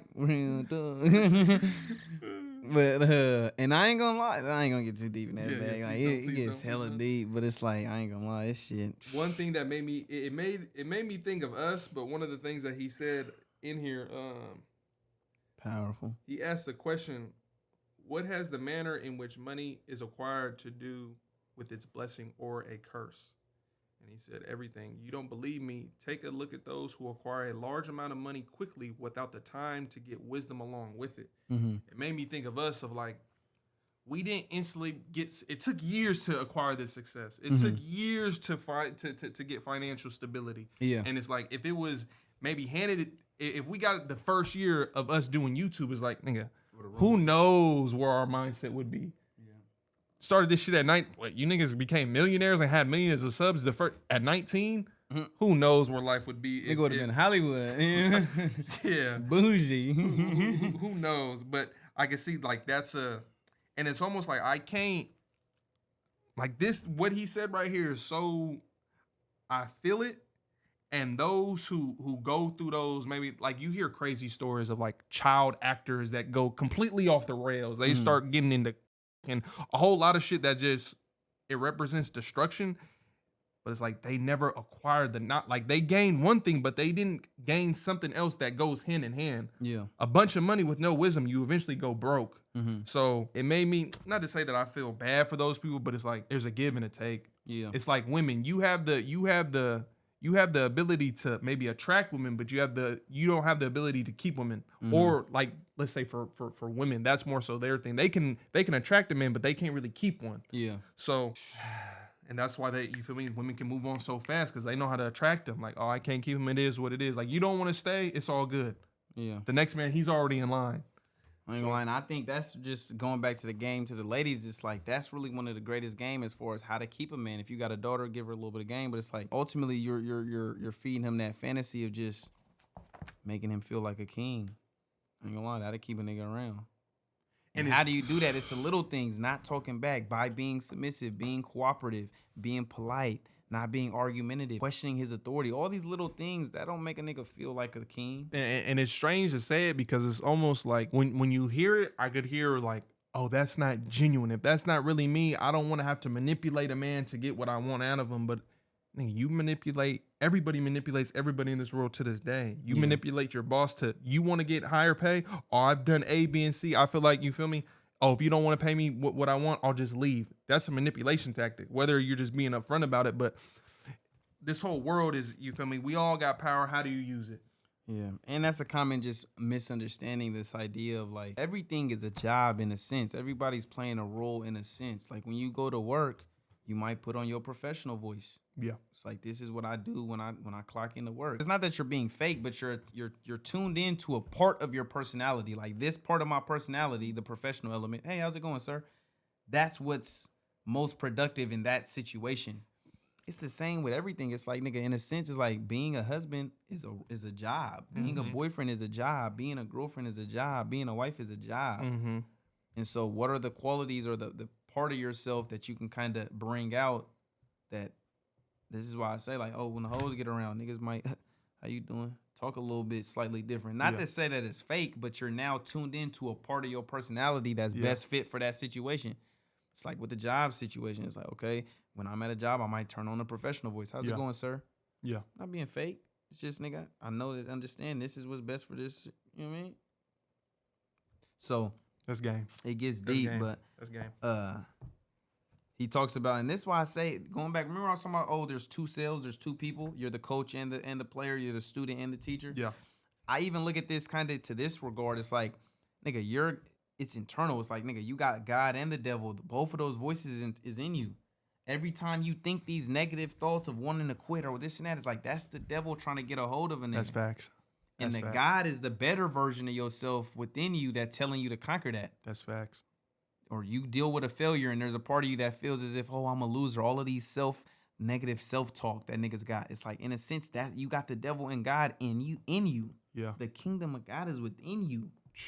Like those two voices, we all have that duality. It's like, nigga, I mean, we seen it in the movies. One shoulder is God, one shoulder is the devil. It's like, nigga, this shit is internal. Which one are you gonna feed? You know what I'm saying? So, but he talks about basically protection against drifting. How do you protect yourself so you're not become a drifter like the other 98% of the world?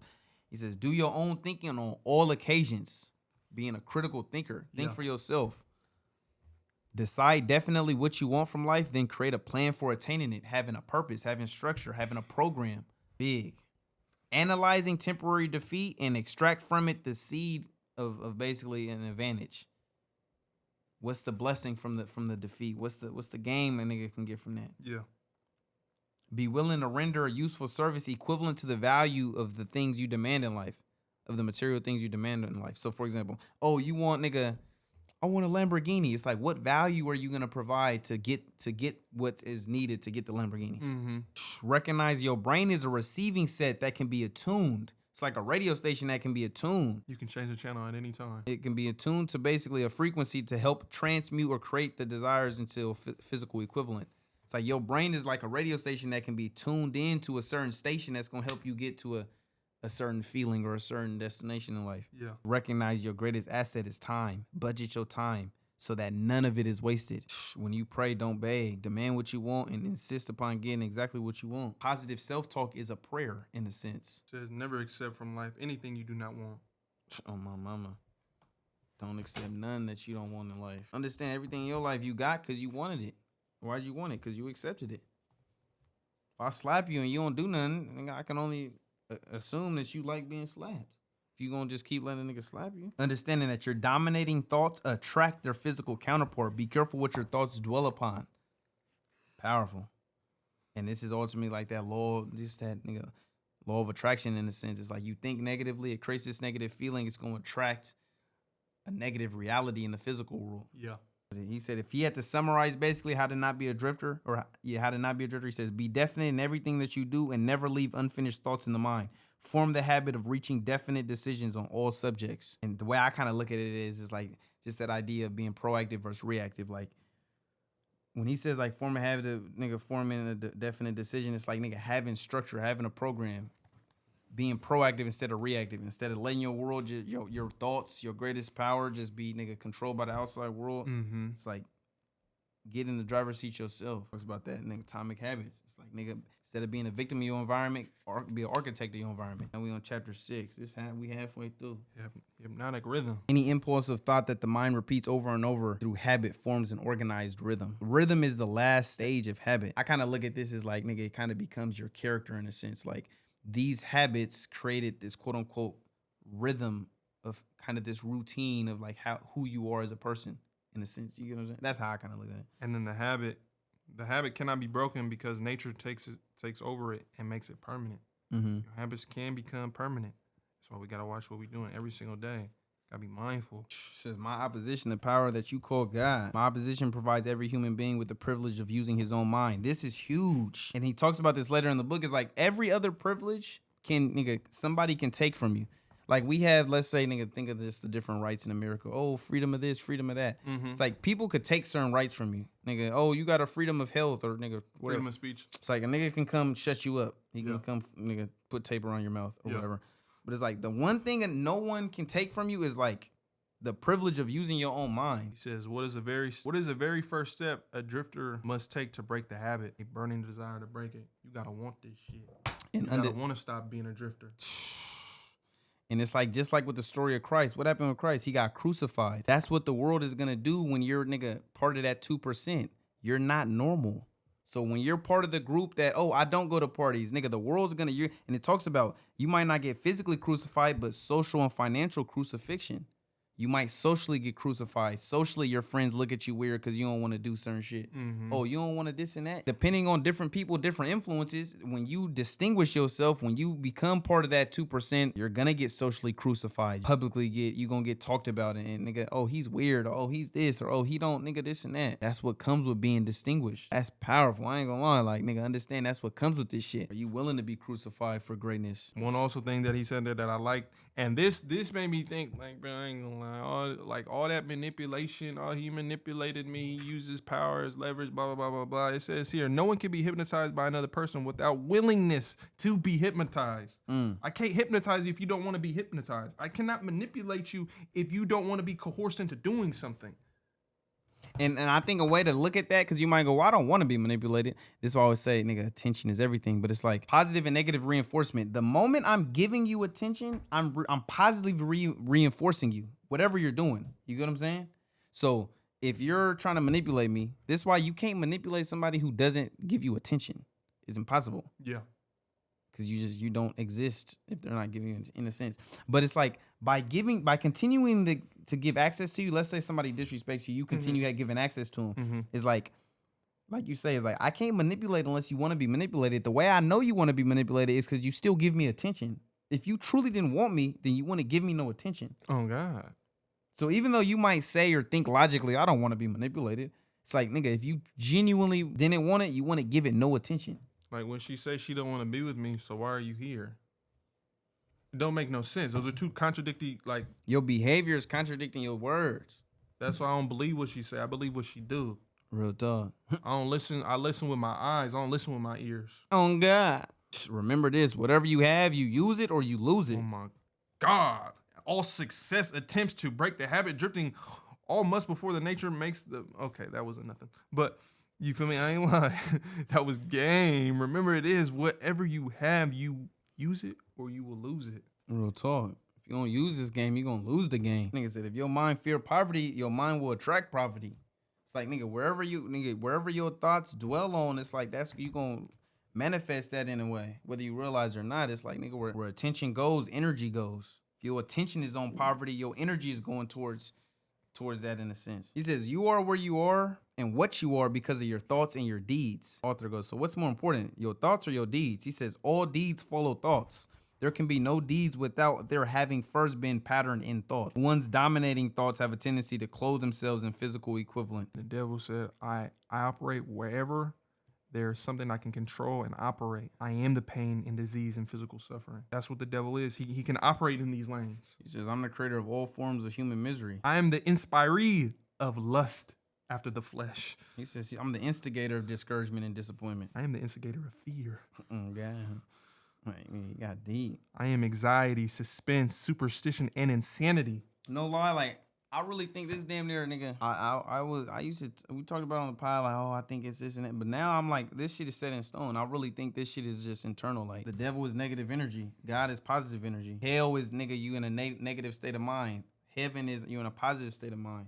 There's different things that the devil can use to lure you into his house, to hell. Oh, God. It's like, that's really what this shit is. It's like life is a basic tug of war in your brain. On my mama. And every day, every second, there's things in which it can constantly, you at the constant tug of war, the constant battle. Like you just did good. Like you just went crazy all day. And then as soon as you get home, this getting on my nerves, she activating, you feel me? That tugging. That constant fight. That's why I ain't gonna lie. I remember hearing that shit like in movies and you feel me, uncles and shit, like, that is the devil. It's not through her action. She didn't do nothing so demonic, but she can invoke a certain emotion out of you. Like, nigga, that bitch is the devil. I get around her, nigga, I just get hot. And you understand it now when they say, oh, nigga, that, and it's that spirit, that energy. It's like, oh, that music got a demonic spirit. Yeah. Oh, this is, nigga, nigga, that's the truth, brother. I ain't gonna lie. It invokes emotion. You start to understand when nigga grandma and grandpa used to say little shit like, you feel me? Oh, that's the devil. That's devil music. That's the demonic shit. This is demons, and you entertaining them demons. You start to understand it now. You curious about them demons? They gonna answer that call. A non-drifter, he don't wait for opportunity. He creates opportunity. I ain't gonna lie. This on page 137, he said the law of hypnotic rhythm is available to all, him and God, to all who use it. I can make use of it more effectively than my opposition can because I offer people more attractive bribes. My mama. Like most of the things on earth, whether it be sex, money, jewelry, cars, like really pleasurable. They make you feel good about yourself. It's a good bribe. And it makes you feel good about yourself in the now. But what happens like 15 minutes or the next day from now, once you get over the high of acquiring the jewelry or the Lamborghini or the girl, it's like, or the drugs. Or the drugs, is like eventually every high you got to come down, right? So what do you land on? Like you had a tremendous high. Like that's why I can't never get too high because I'm already hella high. Oh God. Like so my fall, like nigga, I'm still in the heavens. Yeah. Like I didn't come from hell to, you feel me, go all the, you know what I'm trying to say? Like, bro, I can't never get too high because I'm already up there. It says you control people by making negative thinking and destructive deeds pleasing to them. Ooh. He says this is the idea precisely. Ooh. Listen, like you say, you got good bribes. We on chapter 7 right now, seeds of fear. What bribe do you like the most though? I like hoes. I ain't gonna lie to you. They like hoes. They like hoes. I like pleasure. I ain't gonna lie. Pleasure? But pleasure could be anything. Like nigga, reading could be pleasurable. Food could be pleasurable. God. Like it's all about how you use it. Like pleasure. I ain't gonna lie, dude. I like pleasure. And that's the thing is like, if you ask 10 people, they can each tell you 10 different things what pleasure is to them. But this gets back to just that law of nature. This and that is like nigga. Where it becomes negative is when the balance gets off. So it's like, nigga, pleasure within itself isn't bad. It's when, nigga, the balance goes off. If you can't control the pleasure. Yeah, it's like, nigga, food is pleasurable, but if you eat too crazy an unhealthy diet that's not balanced, you're going to, nigga, have a diseased body. sex is a positive thing, but you're a sex addict. You know what I'm saying? And you're going too crazy now. If you're too crazy, then it's like everything is balanced. That's why I love Yeah. nigga.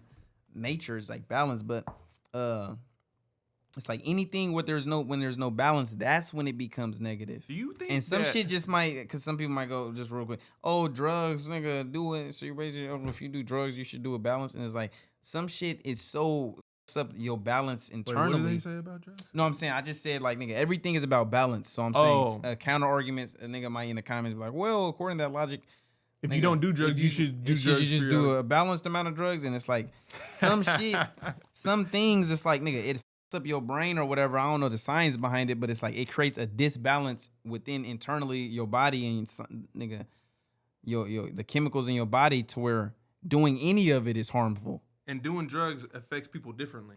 Yeah, so we're gonna get a different high. Nigga, that nigga Jay fell off that ledge once he hit that, you feel me? He's got one little sniff of that coke. That nigga went off the rockers. I ain't seen a nigga since. Chapter 7, Seeds of Fear. Where your thoughts go, energy go. Oh, I ain't gonna lie. This was so powerful. This was so powerful. I highlighted in there, you feel me? The question was basically, why doesn't God annihilate you? Like, he has power as well. Why doesn't he annihilate you? And the answer was because the power is as much mine as it is his. Like, he has the same amount of influence, the same amount of he can bribe you with different things. He has the same amount of things, but it's like he uses it for what he uses it for. Basically, we have the same powers. The only thing that it is, I do mine for quote unquote evil. I come to your natural desires, and he's giving you. Well, it doesn't say exactly what he does with his with God's power. I need to call God and see what he's doing, but he's doing them in like a more positive reinforcement way. So that was just eye opening. As like, nigga, you can't be good if there's no evil. You can't be right if there is no wrong. Real talk. Like, if it's only one sided, then there's no discourse in it. There's nothing that makes you special if everybody's poor. There's nothing that makes you special if everybody's rich. So I like that one on there. Good game. Your mind attracts that which your mind dwells upon. Don't dwell upon things. You feel me? You dwelling on that left you, nigga. But that's negative reinforcement. The mind attracts what the mind dwells upon. So then you dwelling upon poverty. It's like you just said. You dwelling upon negative thoughts. You reap what you sow. Yeah. You feel me? So you feel me? If you scared of being great, you scared of taking that leap of faith into the next chapter in your life, you gonna meet failure. You got anything else on that chapter? I'm on chapter 8 with it. Yeah, chapter 8. Chapter 8, Definiteness of Purpose. So basically, the rest of this book, he's going to discuss the 7 principles to get spiritual, mental, and physical freedom. The 7 principles to basically conquer and outshine the devil. So 1, definiteness of purpose. 2, mastery over yourself. 3, learning from adversity. 4, controlling your environment, environmental influence. This goes back to instead of being a victim of your environment, be an architect of your environment. 5, time. 6, harmony. 7, caution. So that's basically what the rest of the book discusses in these last couple chapters. He gets back to basically talking about how he starts at time of birth, conquering people, how imitation becomes a fixed habit. As kids, you first learn how to function throughout life by imitation. This imitation creates a fixed habit. And he says this imitation extends not just in the physical expression, but also into thought expression, but also into thought expression. So a lot of times you start to imitate the behavior of the people around you, your parents, your family, but not only that, but you also start to imitate their thoughts, how they think. And so this is a way in which he conquers people at an early age, is because once he gets a hold of a parent, for example, they pass down those same handcuffs to their kids in a sense. Yeah. And the devil, he talks about, you feel me, topic of the chapter, definiteness. He says everyone is born with the privilege of being definite, but 98 out of 100 people, they end up sleeping on it. Like, they never use it, they never activate it, so they end up sleeping on it. And the privilege of definiteness can be maintained only by adopting it as a policy. Like, we all have it, but the only way to get it back, you have to adopt it as a policy. So that definiteness of, you feel me, like you said, of having a desired destination, or just being of being thoughtful with your actions, or just being, you feel me, congruent with the way you want to live life, is you have to adapt it as a policy, when really we were all born into it, but you feel me, you have to awaken it later on in life. I'm on chapter 9. We got 3 more chapters. On chapter 9. I wrote down something on chapter 8. This was probably the main, because I kept on highlighting this. This might have been my biggest take out of the whole book, of never accepting temporary defeats and trying to learn a lesson from every quote unquote failure. Mm-hmm. That was something that, and it's like you said, you feel like a lot of people, after everybody fails, but what do you do after the failure is what's most people's fault in the world. You fail and you instantly just damn near give up on life. Mm-hmm. Like, you had a terrible relationship. I want to be single forever. Niggas just get Grim Reaper by hoes. Real talk. So keep getting in that bag. I'm gonna use the bathroom. yeah, all good. This was one part. This was one part of the in the book that I liked. It says time is the enemy of immorality and injustice. It is the friend of justice and morality. So basically, anything that you're doing that's immoral or injustice, say we're just making little decisions in life that we kind of are going against our moral code. Let's say, for example, Jay just starts doing OnlyFans, and I just start slinging in videos, and I just start doing OnlyFans content. Me, Jay, right now, I think that's very immoral, and that's getting me out of character. It's very immoral and unjust. Maybe not unjust, but it's immoral. Jay shouldn't be doing that. So over time is the enemy of immorality and injustice. So over time, me doing all these immoral things is eventually gonna eat away at my soul. It's gonna creep into me. And it says everyone doing bad, the perspective eventually will catch up to them. Boom, time. Okay, boom. So that's what I said on that one. The youth often make the mistake. Oh, and this is something that, you feel me, maybe that we got younger audience that's watching right now. It says in here, the youth often make mistakes, temporarily gains of immoral. Neglects look ahead, observe the penalties. So basically, it's like, when you're young, you're looking for like the quick way to maybe get to the bag, or the quick way to have these quick desirable pleasures. But you feel me, later on down the line, they're gonna have an effect on you. I put this on there. Time is the enemy of immorality and injustice, and it is the friend of justice and morality. And I use the example of, like, if all of a sudden Jay just started doing OnlyFans content and just putting his on the internet, as of Jay right now, I wouldn't do that, and that's very, like, I would feel like that's immoral, and I'm compromising my moral character for a bag. And eventually, me doing those things for temporary gain, being money, it eventually is gonna hurt me in the end. Time is the enemy of immorality and injustice. It's like the girls. It's like, nigga, don't get me wrong, they get into a bag right now, but 10 years down the line, when they trying to have a relationship and start a family, I've seen plenty of OnlyFans models saying, I wish I didn't do it. A man won't take me serious. And that's time catching up to you. Yeah. Like, you gain temporary gains, but you feel me? Time is the enemy. Yeah. Time is not on your side anymore. It was, but you feel me? It's not. Yeah. It's not on your. It's not on your side right now. Light. One thing with that first, because that chapter talking about just definiteness and of purpose and everything, it really just reminds me of why what most people are seeking is just that guidance, that structure, that program. Just what's the answer? That's the game, the plan. It's like, what do I do? Okay, I want a nicer body. Okay, what's the plan? And that's something that a lot of times through education, this and that, get in the game. That's kind of like the first step for a lot of people. Is like, okay, what is healthy food to eat? What is a good program to be under? What is a good system? What is a good routine to have? But it's like having some type of structure, a plan is everything in some regard.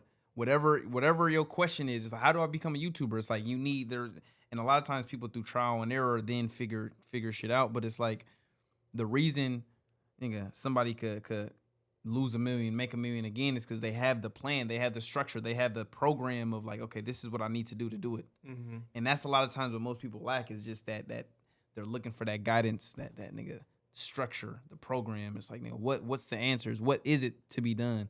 So it's like, that's one of the reasons, that's one of the core things and why a lot of people become drifters is because they have no plan.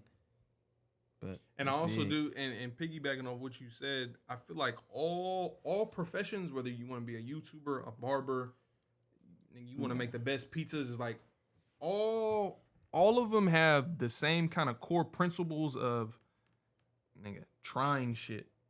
So, and also creating a plan. So there's fundamental things that every successful person has, and there's fundamental things that every quote unquote unsuccessful person has. The unsuccessful person, they drift, they go out too much, they never focus on what it is that they need to focus on. So for those that's, you feel me, maybe struggling in life to try to figure out what they want to do with their life, just know that whatever you're trying to do, that all successful people, that there's a few core principles that you have to follow.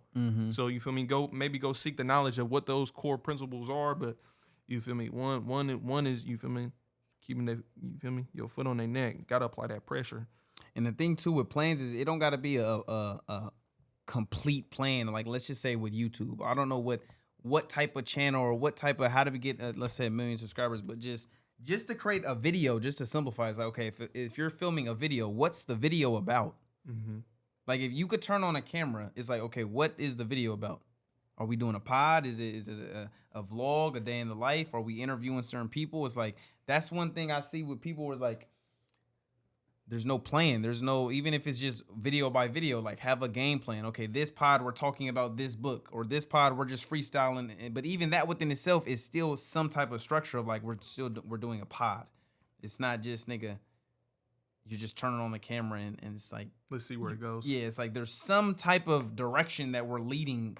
Like, what are we doing? Yeah. So, yeah, just having structure is everything. I ain't gonna lie. You on chapter 9?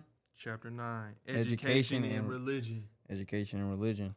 Anyone who submits to annoyance by things he does not want is not definite. He's a drifter.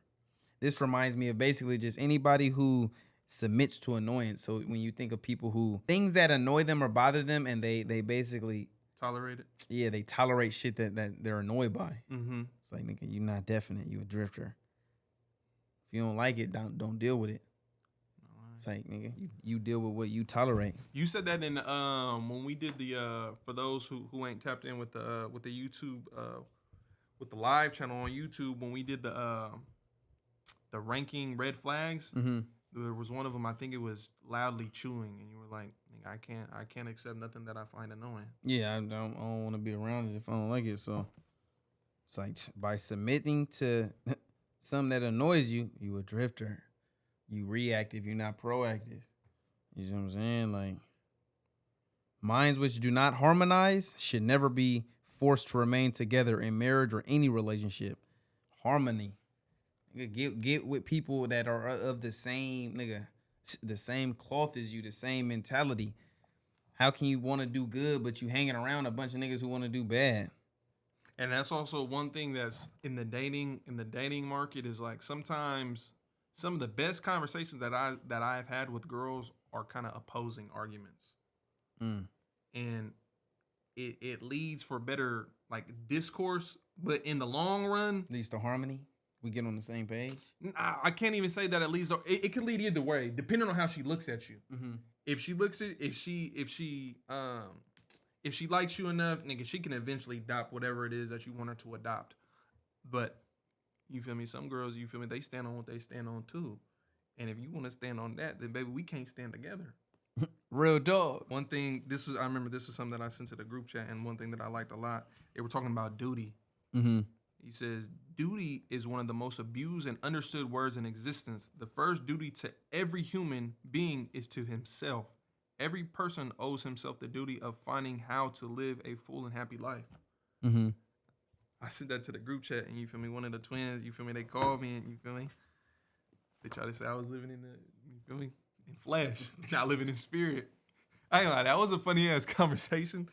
I'll still be off here, but it was a funny ass conversation because shit was popping up as we were talking about, and I was telling them like, brother, God says, let go of your ego, let go of you feel me?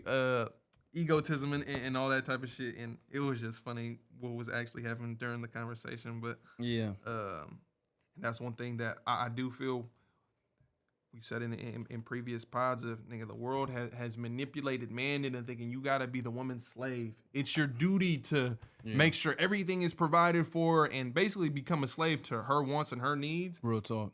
And it's like the devil said it. It's being misunderstood and in its existence is like, bro, your first duty is to yourself. Find a way to make sure you live a fulfilling and happy life. I can't take care of you if I ain't taking care of. But yeah, I thought that was a good one and maybe you could speak on it because you feel me, in religion they tell you to, you feel me, be selfless, look out for others and don't put yourself first, put the team first or put the family first and put the community first. But it's like, I can't be a functioning person in this community if I'm not taken care of. I can't take care of the family if I got crazy shit going on in my head and I'm not mentally and spiritually sound. Mm-hmm. You know what I'm saying? I can't lead us down the right path if my thoughts, I got hella distraction in my head. Yeah. So. Oh, then he's talking about the public school system, how basically another major weakness of the school system, it doesn't, he's talking about how, nigga, churches are his most helpful allies and schools basically are a close second. Both churches and schools help me convert people in the habit of drifting.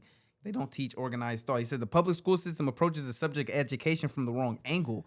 The school system endeavors to teach children to memorize facts instead of teaching them how to use their own minds. Powerful. He says another major weakness is that it doesn't establish in the minds of them the importance of definiteness of purpose or make any attempt to teach them how to be definite about anything. And then basically, this is, I was talking about it earlier in the book, is like, and I put a store. He says, nigga, so if you reverse the present system, basically he's saying like, nigga, give us a solution. So he's like, reverse the present system by giving children the privilege of leading in their schoolwork. This is the devil's basically advice on how he would change the school system. And this just reminded me of like potentially how if I was to do homeschool, some game I could implement potentially. But he says, reverse the present system by giving children the privilege of leading in their schoolwork instead of following orthodox rules designed only to import abstract knowledge. Let the instructors serve as students and let the students serve as instructors. That's hard within itself in a sense. So let's just say, let's say history. Instead of me coming and teaching you history, I'm going to have my kid teach me history. I'm the student. He's in the leader position and like, nigga, okay. He doesn't know the history unless I teach him. But no, I'm saying, I just give him the book, for example. It's like, nigga, okay, boom, this is your, nigga. This is the... Tomorrow, teach me what you learned from this book. Oh, so instead of me sitting you down and telling you about, nigga, outwitting the devil, I'm going to give my son the book, hypothetically, and it's like, teach me about outwitting the devil. Mm-hmm. That's, nigga, he's learning by, he's saying the information, but then on top of that, it's like, he's learning how to be a leader. Like, he's in the leading position. Then it's like, nigga, if you want to go deeper into this bag, it's like, okay, now, okay, you taught me what's a lesson I could do to better learn the information. Like I'm asking my kid, the teacher. Yeah. So maybe that he's having to, as a leader, as a teacher, he's coming up with, okay, do this. You know how teachers will give you assignments? It's like he's now giving me different assignments. And it's like, nigga, it's just putting him in a leader position. It's just different. And it's like, I ain't gonna lie. It's like organize all schoolwork into definite methods through which the student can learn by doing. So that was another thing. Is like, nigga, instead of so much just sitting and learning, it's like there's a lot of doing. Getting active. Ideas are the beginning of all. He's like, teach them that ideas are the beginning of all human achievement. Teach the students how to budget and use their time. That's another powerful thing that the school systems don't really touch on. Like, nigga, they don't teach you how to really, nigga, budget your time. That is true. Teach the truth that time is the greatest asset available, like to human beings and the cheapest. That's another thing they don't teach you. It's the greatest asset and the cheapest. These niggas is selling their time $10 an hour? $10 for an hour, your greatest asset?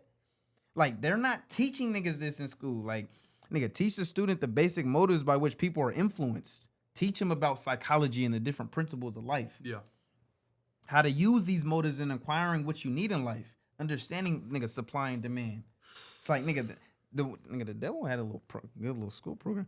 But he clearly didn't make it. Teach children how to eat and what to eat. And what is their relationship between proper eating and sound health. Like, this shit was just clean to me because it really just shows, obviously there's benefits to the school system.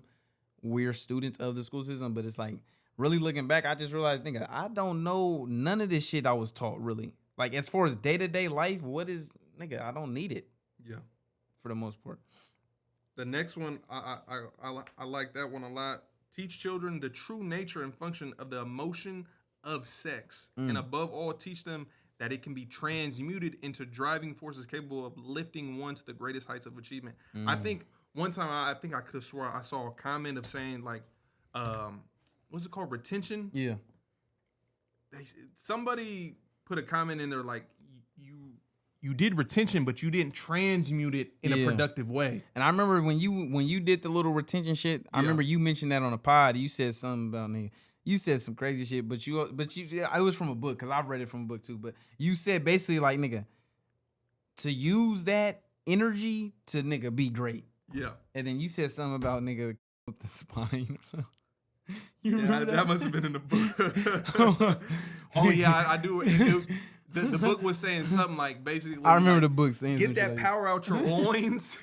They use the word loins, and to like transmute it through your spine to come out. No, it was the book, the Superior Man. Oh, I remember. Yeah. It says something to the effect of like, nigga, basically, I don't know what the it was talking about, but it was basically saying something like, nigga, that fluid goes into your spine. I don't know what the he was talking about, but nigga, he was in his bed. It was a best-selling book. but teach children to be definite in all things, beginning with the choice of a definite major purpose in life. Like start early. Like, nigga, what do you want to do in life? Where you going? Oh my God, this shit get deep. Teach children the nature of and the possibility for good and evil and the principle of habit. Like they don't teach us, nigga, the principle of habit. Teach children how habits become fixed through the law of hypnotic rhythm. The difference between temporary defeat and failure. Teach them how to express their own thoughts fearlessly and accept or reject at will all ideas of others. That's another thing is like, nigga, you're not supposed to question authority or question this or question that. We're brainwashed into being sheep. Just follow instruction. You're not really, nigga, you're not taught to be a leader. They damn near, they put you in a cycle instead of teaching you how to create your own cycle for your own life. My mama. Teach children to reach decisions promptly. Like, nigga, make a decision. Teach children that the human brain is the instrument with which one receives from the great storehouse of nature. Oh, my mama. That was one thing that I put a question mark. The brain does not think, but serves as an instrument for the interpretation of stimuli, which causes thought. That was powerful. Like our brain don't think, it just analyzes what you see. Nigga, and so this do blind people think? But no, this is what I was saying. No, but nigga, but it's like, nigga, our five senses is what creates our reality. It's like, nigga, you don't have to be blind, but you're still hearing shit. Yeah. That external, that stimulus is creating blah, blah. But this is why when niggas be like, oh, you can't control your thoughts. It's like, you can. By controlling your environment, by controlling what you listen to, what you watch. It's like your brain, you don't just think shit. It's an instrument that's interpreting different stimulus. Yeah. What are you feeding the brain? What are you watching? What are you listening to? It's nigga, stimulus for the brain. Yeah. And so it's like they don't, shit is powerful. And this is why that's one of the number one things to conquer your life is to conquer, nigga, what's your intake is going to determine your outtake. Teach self-control. Teach children the law of increasing returns. That by rendering always more service and a better service than what is expected to them. Teach children the true nature of the golden rule. You know about the golden rule? It's basically, you probably seen pictures of it, but the golden rule is like, nigga, if you look up the golden rule on Google, for example, it'll show hella teachings of all the different religions have basically the same principle of like, do as others as you do as yourself. So like the Christian example is do as others as you do unto yourselves. And then the next example, let's say Buddhism, it'll say treat others good. Treat your neighbor like you're blah, blah, blah. You know what I'm saying? The golden rule is basically just treat people how you want to be treated. Oh, okay. Okay. But yeah. It basically, I didn't even know that was a golden rule. I used to say that. Like the principle of ethics that advises individuals to treat others how they would like to be treated. But it shows all the different religions and like they all, I know that's the faith I was raised under, Baha'i faith. But they all like, nigga, they all share that one common principle. Yeah, it's basically saying like, nigga, this shit is universal. Like, you got hella religions. Nigga, it's way more than this, but there's thousands of religions that's been created. But That's the one I was raised on. I ain't gonna lie. So let's just see real quick what Christianity say. Christianity says, in everything, do to others as you would have them do to you, for this is the law and the prophets. Okay, what's another religion you've heard of? Catholic. Buddhism. Treat not others. Oh, I don't see that. But Buddhism, treat not others in ways that you yourself would find hurtful. Oh God, go to them niggas to the right, the monks, the yin and yang. Taoism. Oh God. Regard your neighbor's gain as your own gain, and your neighbor's loss as your own loss. You see how it's all the same principle of like they treat people like you. Confucianism. One word which sums up the basis of all good conduct: loving kindness. Do not do to others what you do not want done to yourself. It's like, nigga, this shit is all saying it's saying the same shit. Judaism. What is hateful to you, do not do to your neighbor. This is the whole Torah. Islam. Not one of you truly believes until you wish for others what you wish for yourself. Baha'i faith. This is what half my family was. Half my family was Christian, half my family was Baha'i faith. Lay not on any soul a load that you would not wish to be laid upon you, and desire not for anyone the things you would not desire for yourself. Out of all those ones, which one did you Is like the their hardest? wording? Which one did you like their wording the best? I'm going with my niggas. Home team. I'm going with the home team at all times, nigga. Oh, God. Oh yeah, right or wrong? I'm gonna stand next to you. Right or wrong, nigga. Nah, but that nigga trying to cause disunity. Like, nigga. Discord. But you see, that's the golden rule. Yeah. But it's like, nigga, they not teaching this shit. Yeah. Like, nigga. But yeah, this shit, nigga. Teach children that cigarettes, liquor, narcotics, and overindulgence in sex destroy the power of will. Yes, that they leads to the habit of drifting. Teach children the danger of anything of believing anything merely because your parents' religious instructors or someone says it is so. Powerful. So many niggas, like I say, is like, nigga, that's why I say the religion one is a touchy subject because it's such a powerful subject. But it's like so many people, the truth is you're only Christian because your parents are Christian. Mm-hmm. You're a Muslim because your parents are Muslim. It's like, nigga, you didn't study religions and come to this and choose this religion. True. It was just given to you, handed down like hereditary. You was born into this shit. Mama, I was born into this shit. But it's like, that's why I say a lot of times people don't, and this is kind of why I think he was saying like religion's one of his greatest allies. It's because through religion, people aren't really thinking for themselves. It's like, nigga, oh, your parents said this is the truth, this is the true religion, God, blah, blah. You don't believe this, you're going to hell. You just forever believed it. Like the best way that he can control people is he can best control and infiltrate puppets. Basically, like if you're a puppet, he can be you're successful to the devil gonna get a hold of you. And you gotta basically, be a free thinker. He's basically saying like, nigga, through these religions, not to say that the religion is wrong within itself, but they're teaching you to just blindly obey. You yourself haven't actually studied the religion. You yourself don't even know the history of your religion. Yeah. You yourself don't even know blah, blah, blah, but you just blindly say, this is the truth. Or nigga, with anything, it's like you just blindly, oh yeah, man's supposed to do this and that. Why do you think that? Because your parents say it, because of this, because of that, because your favorite YouTuber said it? Does it logically make sense to you? So, yeah, it's like, nigga, this shit, but it's like, nigga, this is clean. Teach children to face facts. Teach children to encourage the use of the sixth sense and to examine such ideas carefully. What you know about that sixth sense?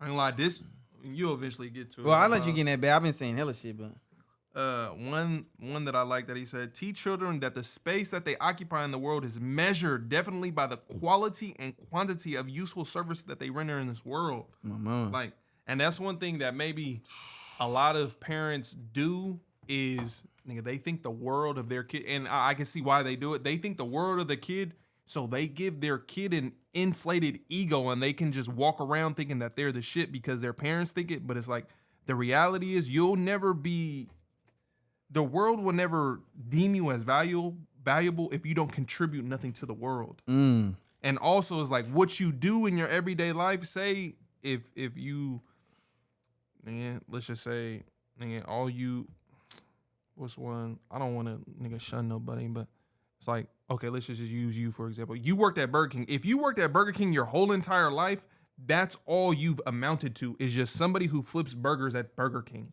yeah, career-wise. Career-wise. But it's like, I did a whole lot of shit. You feel me? When I clocked out, I was knocking hoes. Like, let that be known too. yeah, You for understand, Your Honor? sure. But yeah, that's what you saying. But yeah. But I did like that. That one was powerful. Another powerful one. He says, teach children the definiteness of purpose backed by definite plans persistently, basically backed by having plans and continuously applying it. He says that's the most effective form of prayer, is having a plan and being persistent. Is that within itself is a form of prayer. Oh my mama. All prayers come true. Is that damn near like your prayers have been answered because your prayer gave you the persistence to follow what you want? He's saying this is a form of prayer. Like, nigga, that's the way. Like, you know how most people, when they think of prayer, they just go, they're sitting down talking. But he's saying, like, this is a type of prayer.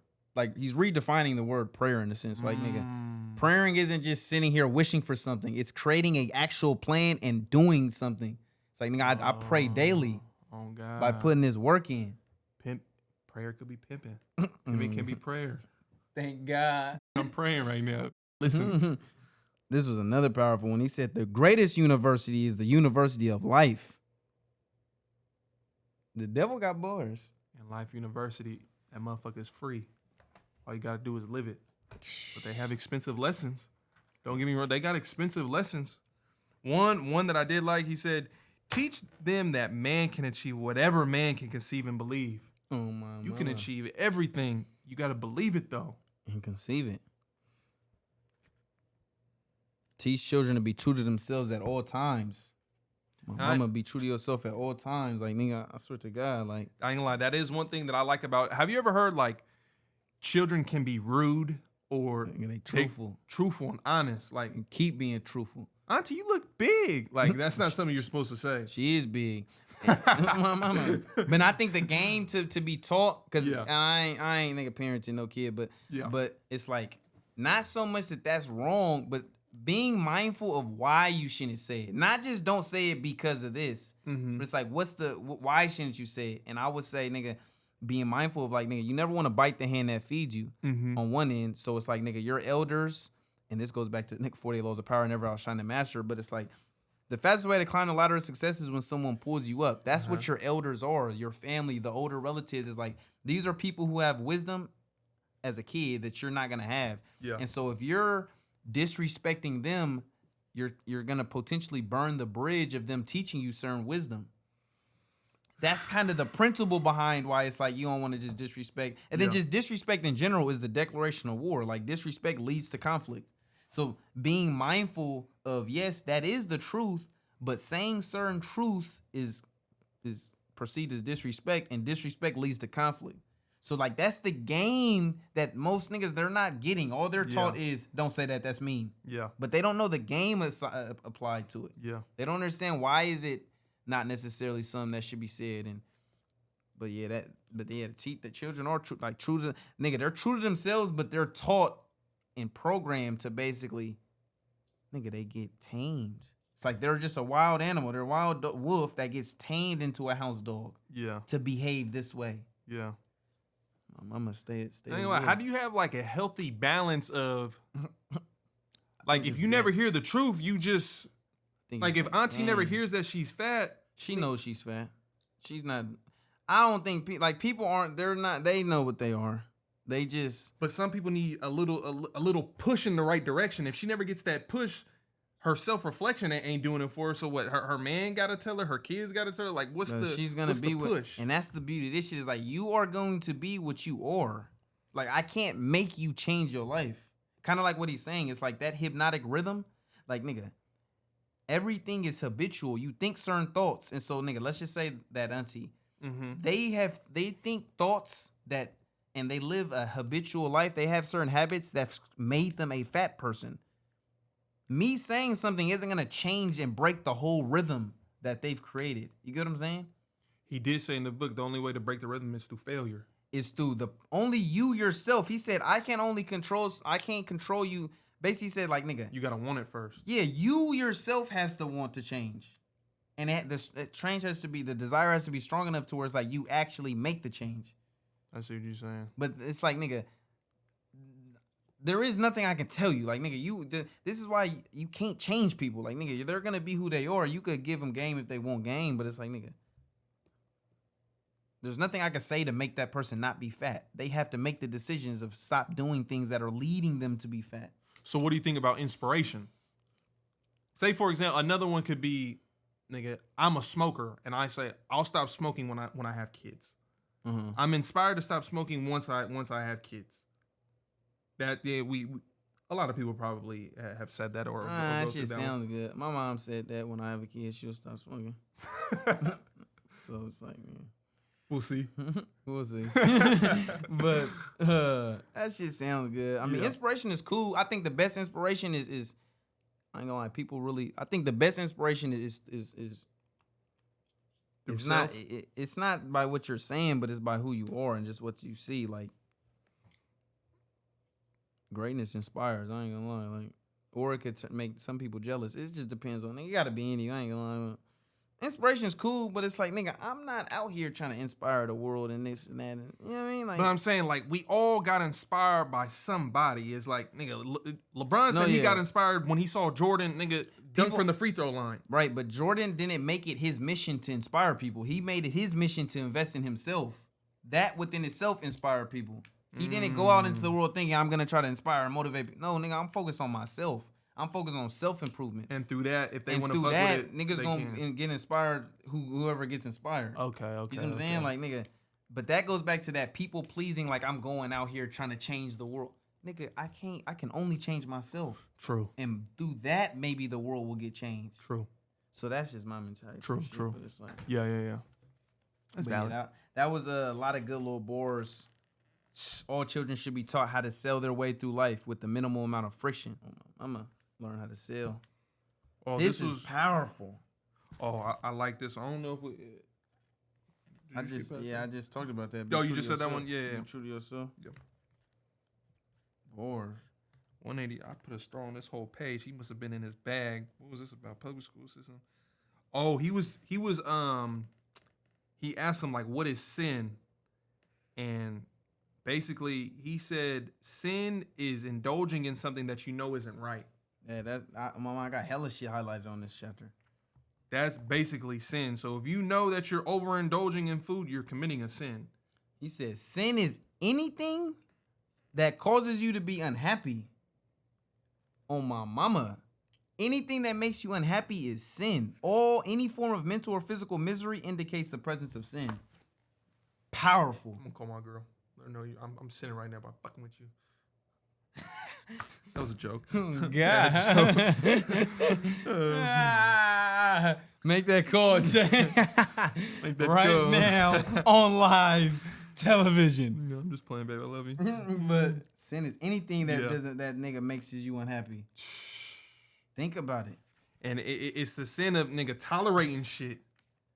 If you tolerating bullshit, you're sinning right now. You're hurting yourself and you're sinning. Overindulgence, sinning. It's a sin to overeat. It's a sin to permit one's mind to be dominated by negative thoughts. To be envious, greed, fear, hatred. Negative thoughts, that's a sin within itself. It's a sin to cheat, lie, and steal because these habits destroy your self-respect. It's a sin to remain ignorance because that leads to, oh my God. It's a sin to accept anything from life that you don't want. That's powerful. I ain't gonna lie. Redefine these words. And if we have to redefine these words, who are the ones that initially defined them for us? Well, my mama, he talks about these religions. If we had to, that's also the question is, like, if we have to redefine the words, who are the ones that initially taught us these words? Brother, that's why I say it gets deep. And once you understand that the people who taught us, they did it because it's for their own benefit. Why did they tell you you're supposed to, nigga, this and that for another person? Why? Because it benefits them. Of course, I'm going to say, yeah, Jay, a good person gives me all their money. Or, you know what I mean? Whatever the fuck. You get what I'm saying?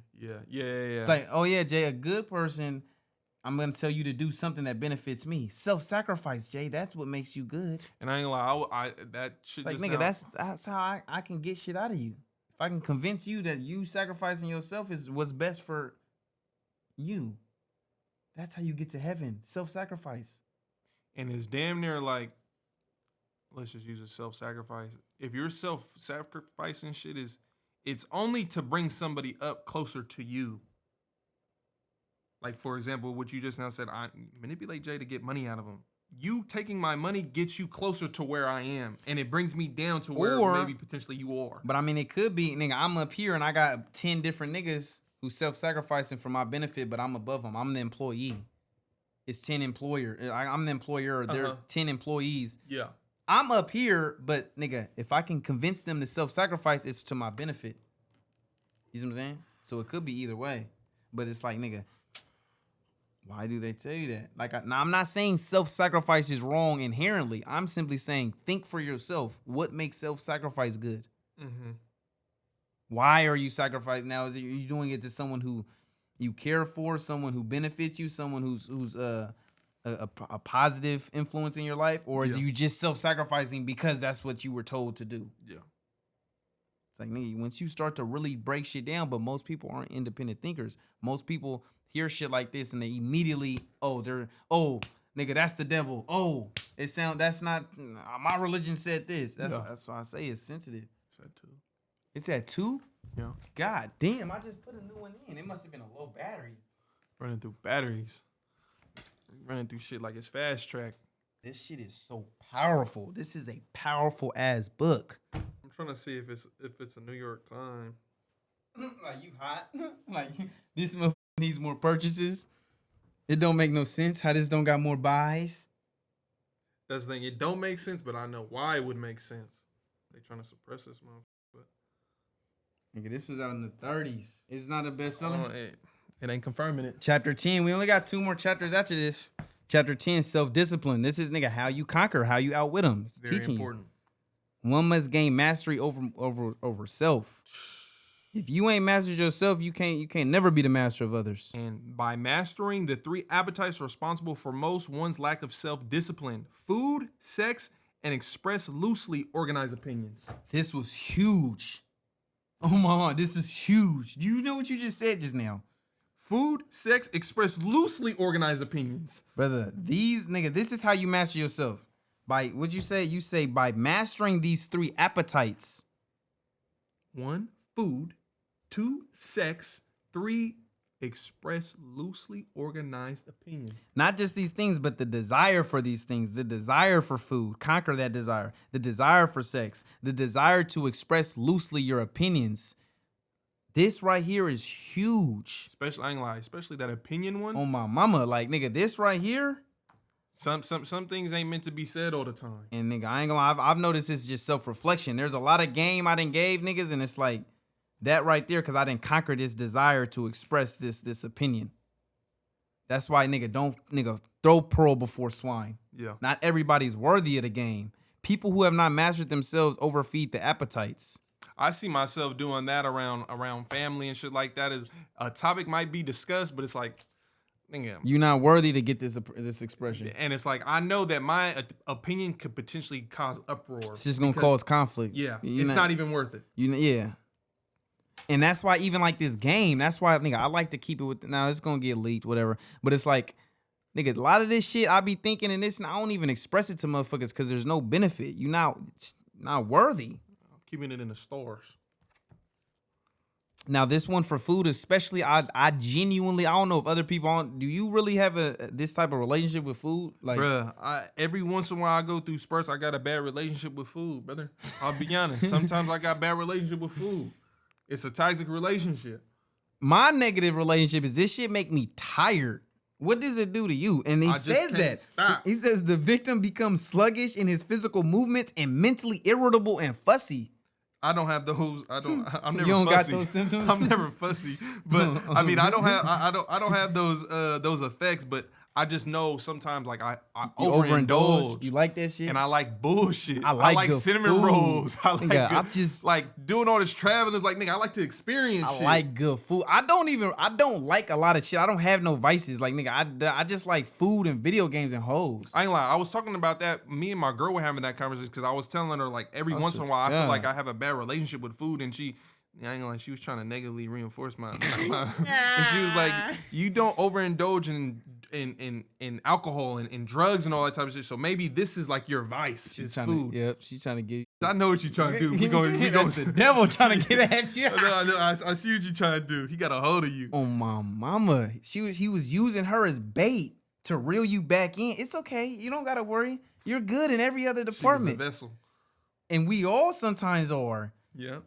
But that's right there. Like, nigga, I love good food. It's hard. Like, nigga, all I need is good food and nigga.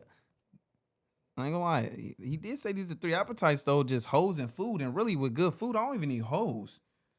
Yeah. Like good food, I don't even need hoes. I just go to bed comfortable. Out of those 3, that's probably it's the most challenging one for me is the food. I ain't conquered the food. You yet. an eater?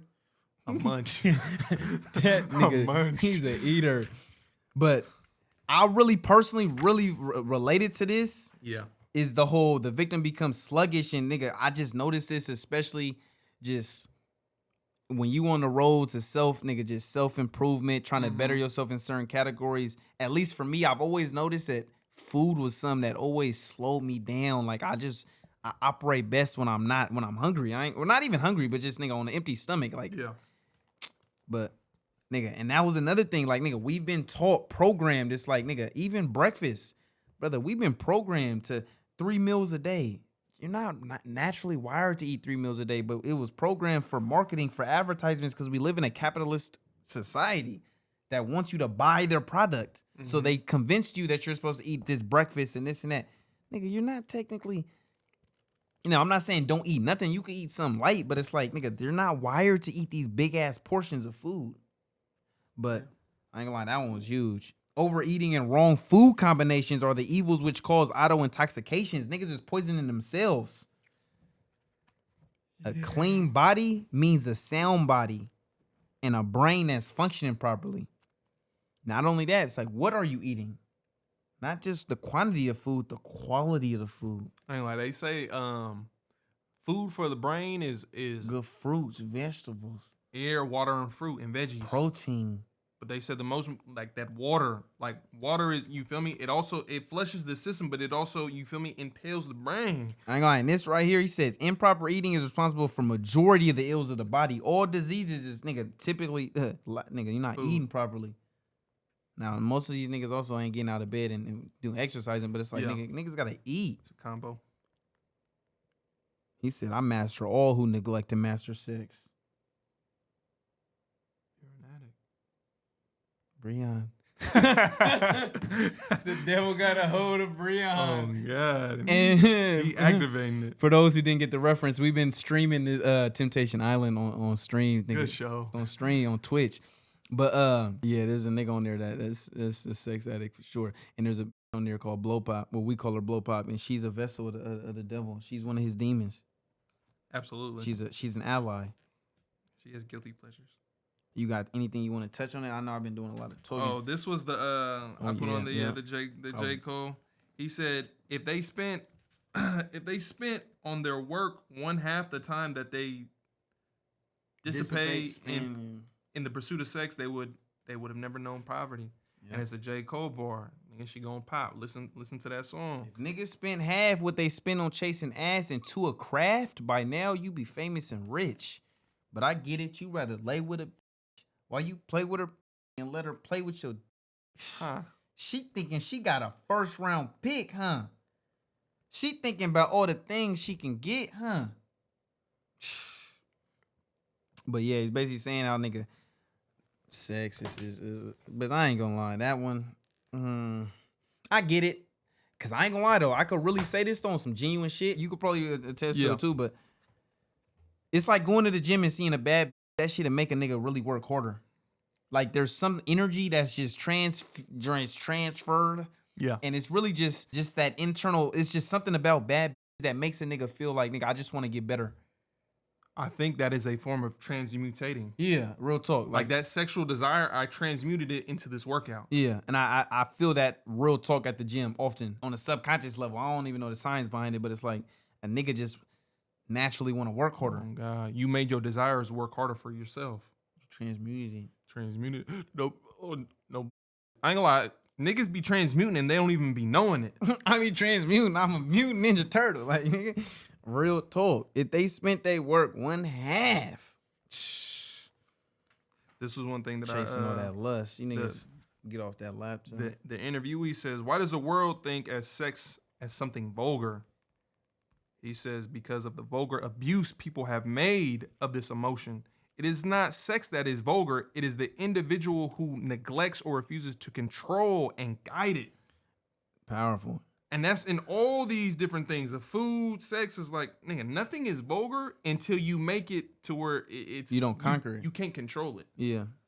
Like, nigga, that's the beauty of man. He says, nigga, sex, like all forces available to man, should be understood, mastered, and made to serve man. That's the beauty of man. Do you not realize, like I say, everything in the world is bound by the laws of nature, is bound by nature. We're the only creature that's conquered nature. We're natural conquerors. You defy nature? Do you think nature will ever punish us for defying Punishes? But it's like, nigga, it does when we get out of balance with shit. But what I'm saying is like, nigga, just like we've mastered nature, it's like, nigga, master your desires. You're a conqueror. Born to conquer. Yep, that is true. That is true. That is true. Just as much you want to conquer women, you got to be able to conquer that thought of wanting to conquer women. Yeah. He said it can lead to laziness and procrastination. That's something that hoes can do. You get too many hoes, you can get too comfortable. Oh, G.O.D. What's the point in getting successful? I got the hoes. I felt that before. I felt that before. Oh, mama, so it's like accurate thinking is the solution to all of man's problems. Like, nigga, this game. Now, that third one that we was talking about, that's such a big one. The habit of expressing loosely organized opinions is one of the most destructive of habits. Carelessness in the expression of opinions leads to the habit of drifting. Person who talks too much informs the world of his aims and plans and gives to others the opportunity to profit by his ideas. Wise men keep their plans to themselves and refrain from expressing uninvited opinions. Powerful. Very. Huge. Very. That's why I say it's like, nigga, even for a game to get to your girl, like, quit telling other people about our relationship. Quit telling other people this, that, and the third. Quit talking so much. They're going to try to use it against you. And therefore, they're going to try to split us up. You're giving them ammunition. Like, we can't be in a happy relationship because I'm in a relationship with you. And you're inviting hella other people to our nigga to have opinions on our relationship. This is why we talked about privacy is power. Whether it's personal privacy or just nigga privacy between a group. Privacy is power. You telling the world about your plans, this and that. Then you wonder why they try to derail you.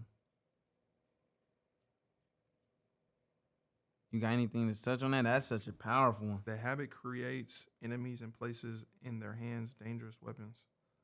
How foolish people who are write uninvited letters. Oh, I think I highlighted that basically of saying like maybe there's a reason why like we don't really associate ourselves with like everybody. Mm-hmm. Like it's a select few that you feel me we allow in the circle or just fuck with on a genuine level to where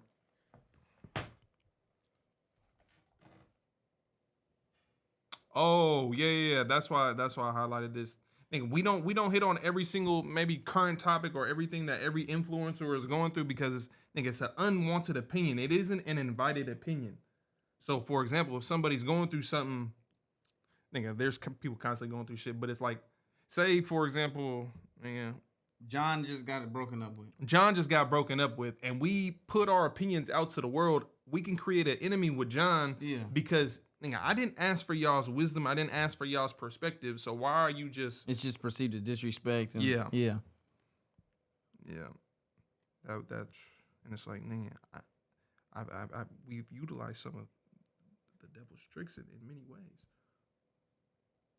His truths in many ways. But these are tricks to not get mastered by him. Yeah. So it's like, nigga, it's not necessarily his tricks. It's more so he's teaching you God's tricks. But really, these are tricks to nigga stay on God's path. Yeah. In a sense, like, we talked about this already, but habits are contagious. Every habit attracts a flock of its relatives. Ooh. The proper place to begin self-discipline is right where you stand. Start now. Start here. Oh God, where you stand is the only thing that matters in this world.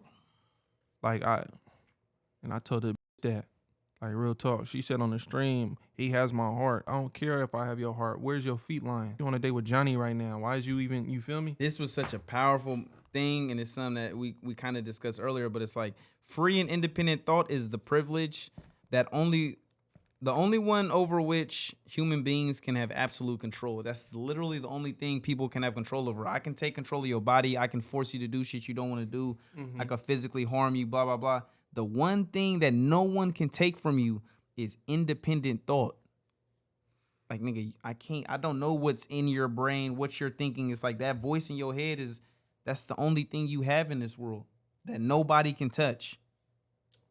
It's a powerful concept. The power of your own thoughts. That's the only power that they can control and must rely on. Basically talks about, he basically reemphasizes the two most effective devices to master a human, for him to master human beings, is basically the habit of drifting and then basically the law of hypnotic rhythm. Chapter 11, we only got 2 chapters left. Learning from adversity. We didn't touch on this several times, but Very important. every adversity brings a potential blessing. Failure is a man-made circumstance. It's never real until it has been accepted by men as permanent. Failure is a state of mind. Failure brings a climax in which one has the privilege of clearing its mind of failures and making a new start in another direction. Like if you have a bad habit, hopefully, you feel me, it leads to failure, and it can put you on a different direction, a different path. Like, you feel me? I overindulge in bad foods. You feel me? It might take me to get sick one time to put me on the righteous path. I just hope, you feel me, I step in that shit before I gotta really, you feel me, learn that lesson. So no individual is an entity unto himself. This kind of reminds me of when we was talking about that free will shit. It's like, nigga, no man authors himself, whether you realize it or not. We're a product of all or the things that influence us. yeah. He's gonna get in a deep bag when he talks about the environmental shit. We almost done, but that was another big bag. And I ain't lying. This is one thing. It almost, reading this book, especially contemplating all these failures and shit like that, failure is like a scary thing because we never know what comes with the failure. But when you understand that the failure, it comes with the lesson learned, and it says in here, failure often leads to the power of being self-disciplined. Yep. Like if you're not self-disciplined within yourself and in your life, you might be able to gain control of that shit after that failure. And that's probably, that might be, you feel me? That's definitely something important of being a man, is just controlling. Like you gotta have control, whether it be in your household, in your mind, in your fleshly body. You gotta know how to control shit. Structure. Like Mother Nature's chaos. You ain't gotta control it. This was one thing that he was talking about relationships and marriage, but he said marriage succeeds when a proper relationship and marriage begins with a proper motive. Like, what motive do you have with being with this woman? What motive do you have with being with this man? There has to be a motive. I need that bag in that box. Like, he cashes in on love. I need that bag in that box. You feel me? But there got to be a motive. Like say this. Is this a proper motive to cuff a girl that you just don't want to... I remember sleep around. You don't want her to be in the dating. Do you genuinely want to be with this girl because you like her for who she is, or do you just want to make her your girl so she's just off the sexual market? You know what I'm saying? Yeah. Like that could be an improper motive, and it's not gonna lead to a successful relationship. Correct. So those are just some things we gotta analyze. Is, you feel me? Who are we giving these relationships to, and why do I want to be in a relationship with her? Proper relationship is one that brings all to it, basically the people connected.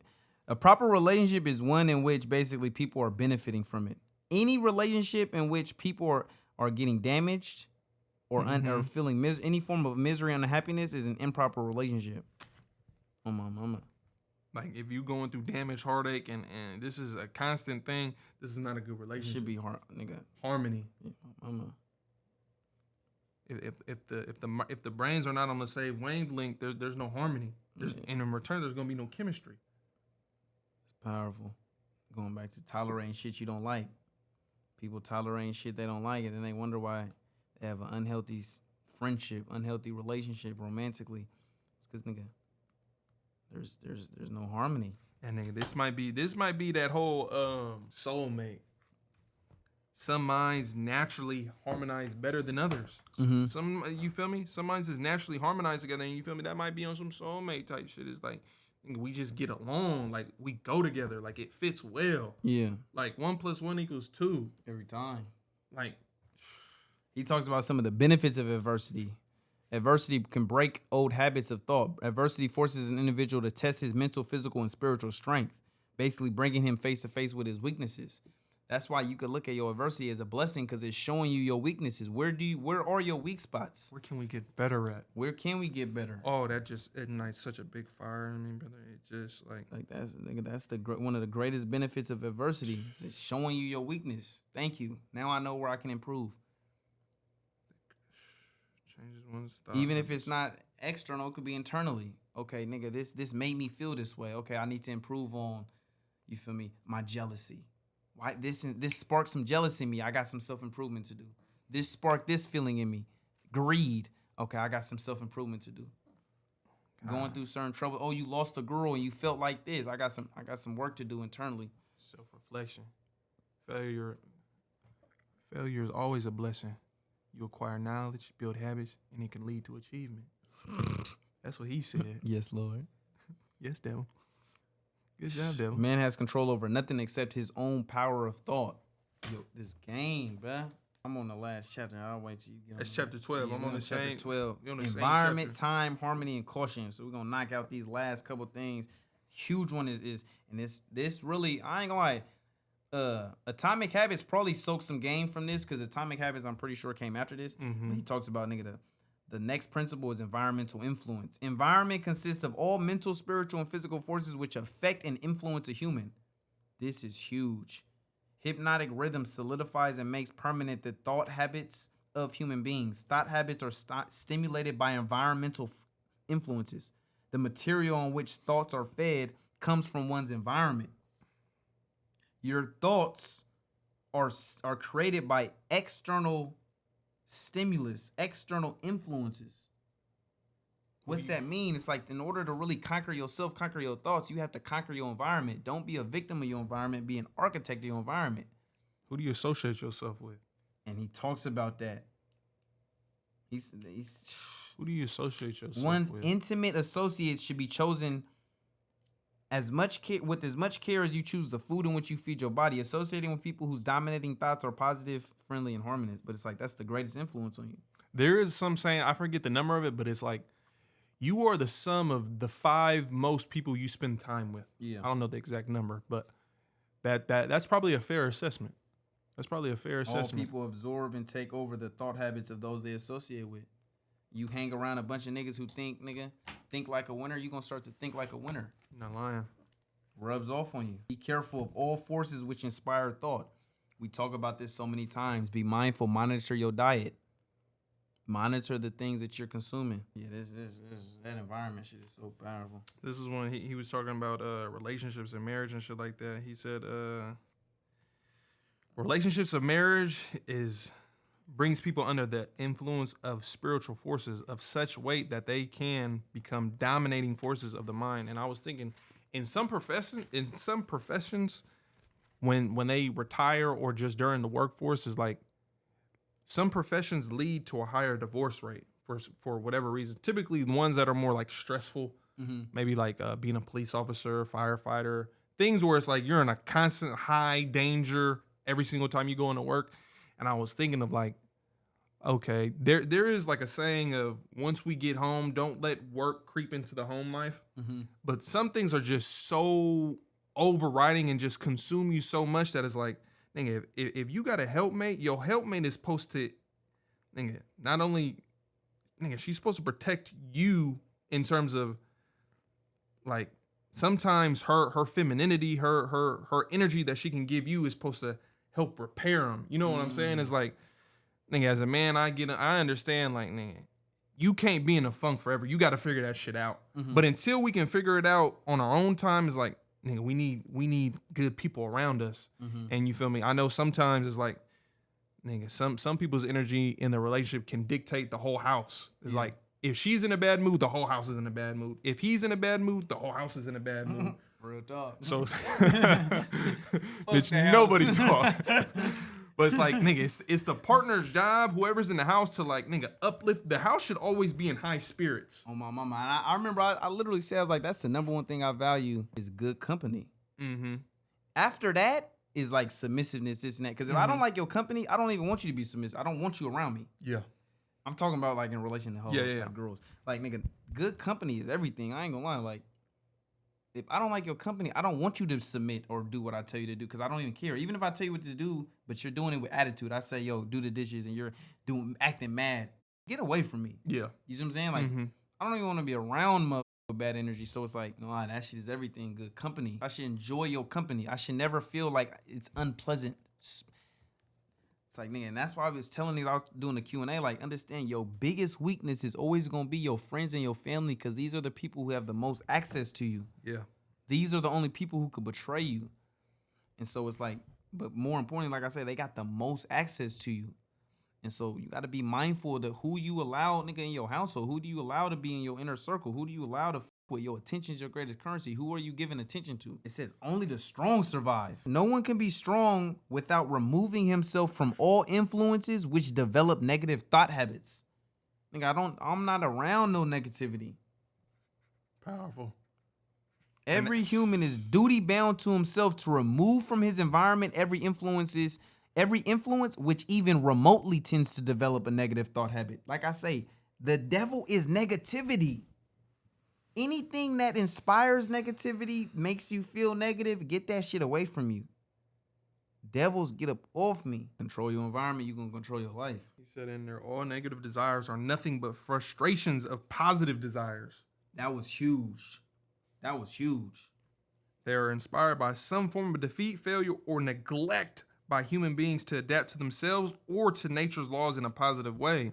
It reminds of when we was on the stream, and I forget the name, but all men are evil, and you came back the next day of like, basically you were saying, like, people have this kind of outlook when they have a lack of acceptance for the opposite sex. Yeah, or just some type of negativity. Like, you're not going, like, life isn't great and you're just thinking like shit like this. Yeah, you just can't accept what life actually is, and it's like, there's some frustrations, like, yeah, and that's a willingness to not adapt, and yeah, frustration of positive desires. Like, you have a desire, and it's like it's not being fulfilled in some regard, and so you're frustrated. Mm-hmm. It says, this was another powerful one.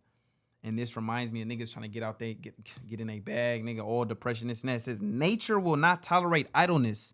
Everything in existence must be and is constantly in motion. If you're not in motion, why are you depressed, this and that? Because you sitting around. You're not in motion. Everything is in motion. Like, nigga, this table, and this is on some scientific shit, but it's like literally, this table is in motion. Atoms are moving.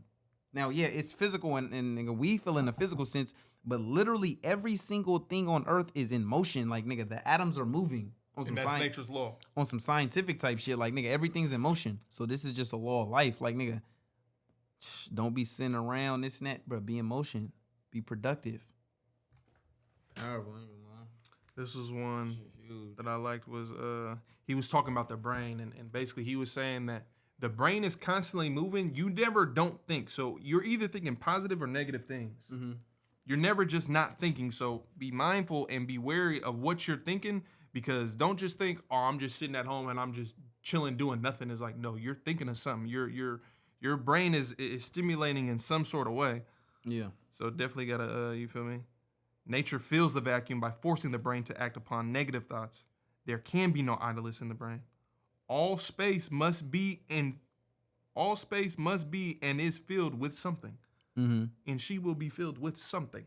Hopefully it's you. Talks about the next principle, time. Time is everything. Time penalizes people with negative thoughts. And nigga, if you got positive habits in your life, time's gonna be your best friend. Brother, I know you highlighted. Nature is not interested in morals such as right and wrong. Not interested in justice and injustice. It's only interested in everything to express action according to its nature. This makes me think of like lions and monkeys and shit. Nigga, they don't think about right and wrong. They just, nigga, they react to nature. Mm-hmm. Nigga, cross that line, meet them with force. Like, I seen a lion kill a baby lion cub. Nigga, this ain't a part of my pride. I gotta get rid of him. He's out of here. That's nature. That's law. balance. If they, like, nigga, nature is perfectly balanced. But he's basically talking about the power of time. We all understand, nigga, time, the power of time. He talks about how wisdom comes from time. I ain't lying. This was hard. Wisdom is the ability to relate yourself to nature's laws so as to make them serve you. Mm-hmm. Like that's true wisdom. When you can see the world for how it is and make it serve you. Yeah. Instead of you serving the world, make the world to where it's like, you feel me? You've gained leverage in whatever situation. You found a way to make the world serve you. Instead of thinking, oh, men are trash because they like this. It's like, nigga, accept that for what it is and find a way for it to benefit you. Instead of thinking women are terrible because they like men. Bad boys. Or whatever. It's like, nigga, understand, okay, they like men who are dominant. Find a way to make that work towards you. Don't hate the game. Understand the game and play the game. Oh, this was something that he was talking about, time. The question was, does time modify and alter the values of knowledge? He said, yes, time modifies and alters all values. So it's like, what can be valuable right now might not be valuable 30 years from now. Mm-hmm. It's like, nigga, 30, 40 years from now, nigga, the value in women was, shut up, make me a sandwich, and be, you feel me, a stay-at-home mom. Nigga, that right now is being like shunned upon, and like, you're not a working class woman, you're not a real woman. You know what I'm trying to say? All that type of little propaganda bullshit where it's like, nigga, the world changes. The world changes. Time changes. That was your last page? Yeah, that was the last page. So yeah, he basically ends off the last principle. He talks about harmony, which is ultimately like, nigga, he talks about everything within the range of a given environment becomes harmoniously related. Nature forces human beings to harmonize with the influence of their environment. Basically, it's like, nigga, you become a part of your environment. Like, nigga, nigga. You will harmonize. You will be one with this environment. Yeah, you just kind of become what the environment is. If you raise in an environment of chaos, it's like, nigga, with accents. It's like, nigga, you're raised in this environment. If people talk this way, you naturally just talk that way. Yeah. And so ultimately, it just talks about how, nigga, you gotta find you a tribe of people, find you an environment, find you just a situation that's harmonious with the type of life you want to live. Negative influences are forced into association with one another. Positive influences are forced into association with one another. So this kind of basically is talking about like the law of attraction. Like, nigga, negativity attracts negativity. Positivity attracts positivity. So it's like understanding that law of harmony and just, nigga, understanding really just that law of attraction. I ain't gonna lie. The very last principle it talks about is caution. This is huge. It says basically, next to the habit of drifting, the most dangerous human trait is the lack of caution. People drift into hazardous circumstances because they don't exercise caution by planning the moves they make. Basically, lack of preparation. So, nigga, an example he gives, he says, nigga, for example, people, they don't choose their friends. They drift along and allow people to attach themselves to them on their terms. Mm-hmm. He don't choose his occupation. He just drifts through school and then does whatever is, nigga, oh, this is getting paid a lot, I'm going to do that. Yeah, they follow the trends. You know what I'm saying? It's like, nigga, he invites bad health into his life by just drifting and eating. It's like, oh, this is the fast food near me, I'm going to just eat this every day or whatever. Mm-hmm. Like, he's not deliberately choosing. It goes back to that being the definiteness. Like, nigga, having a plan, deciding, being proactive, making a decision on what you about to do, what you going to eat. It's like, yeah, that was huge. That was huge. He invites failure at every step he takes by neglecting to exercise the caution to observe what causes people to fail. Like, just caution is everything. And he says there's no such thing as overcaution. Fear and caution are two different things. Fear and caution are two different things. Like, nigga, you can never be overly cautious because caution is ultimately just about being prepared. Fear is like you're afraid. Caution is, nigga, I'm prepared. I'm cautious, so I'm gonna make sure. Okay, I got pepper spray, I got a gun, I got a knife. I'm cautious. You can't be overly cautious. It's just like saying you're overly prepared. You can't be overly prepared. Yeah. Just, nigga, I'm very prepared for any situation. Type shit, but willing to get active. It says nothing contributes more to one's success and happiness than carefully chosen associates. One's associates constitutes the most important part of your environment, and environmental influence determines whether one forms the habit of drifting. The most important part of your environment is the people you kicking it with. The drifter allows his closest associates to attach themselves to him on their terms. The non-drifter carefully selects his associates and allows no one to become closely associated with them unless, nigga, they provide some type of value. Mm-hmm. being selective. This is basically how he summarizes the book. So this is like a finality. That was the last chapter, but this is like the finality. Victory goes to the people who know what they want and are determined to have it. They have mastered the habit of drifting.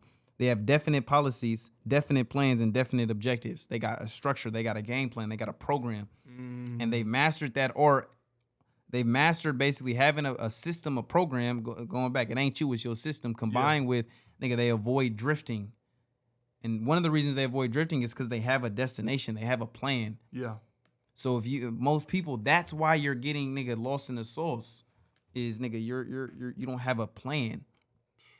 Gotta have plans. If you had a specific plan, let's just say it's like, nigga, okay, I'm gonna edit for an hour, and I make that, nigga, nothing else. I'm not gonna check my phone, this and the third. It's like little shit like that will help you avoid from drifting because you set a definite plan in action. It could be a small plan. It don't gotta be a 10-year plan but it's like just and that's why going back to the topic, habits is just making these conscious decisions of how you gonna structure your life. In certain regards, it is just, nigga, massive, huge. Yep. The opposition has no plan, no purpose, no policy except that of drifting along. It's basically saying, nigga, you got people who are proactive and reactive. That's simple. And then this is the final. This final, basically, he's like, if I was to summarize this whole book, this is basically what he's saying. He says, if he was to summarize the whole book, he says, one's dominating desires can be crystallized into their physical equivalents through definiteness of purpose, backed by definiteness of plan, with the aid of nature's law of hypnotic rhythm and time. Basically, like, your destiny, where you end up in life, is a result of your dominating thoughts and whether or not you have a plan and just habit and time. Like, nigga, and time will tell. And time is going, nigga. Combined with that, the habit of, like, nigga, you really do this shit consistently. But so have positive thoughts and a plan on where you want to go with your life, and time will tell, and you should be in a good position. It's just, that's the law. Like, it's mandatory to happen. Mandatory to happen. Mandatory. Both success and failure are the results of day-to-day evolutionary forces. Like, nigga, you're evolving on a baby microscopic level every single day. Every single day. This book,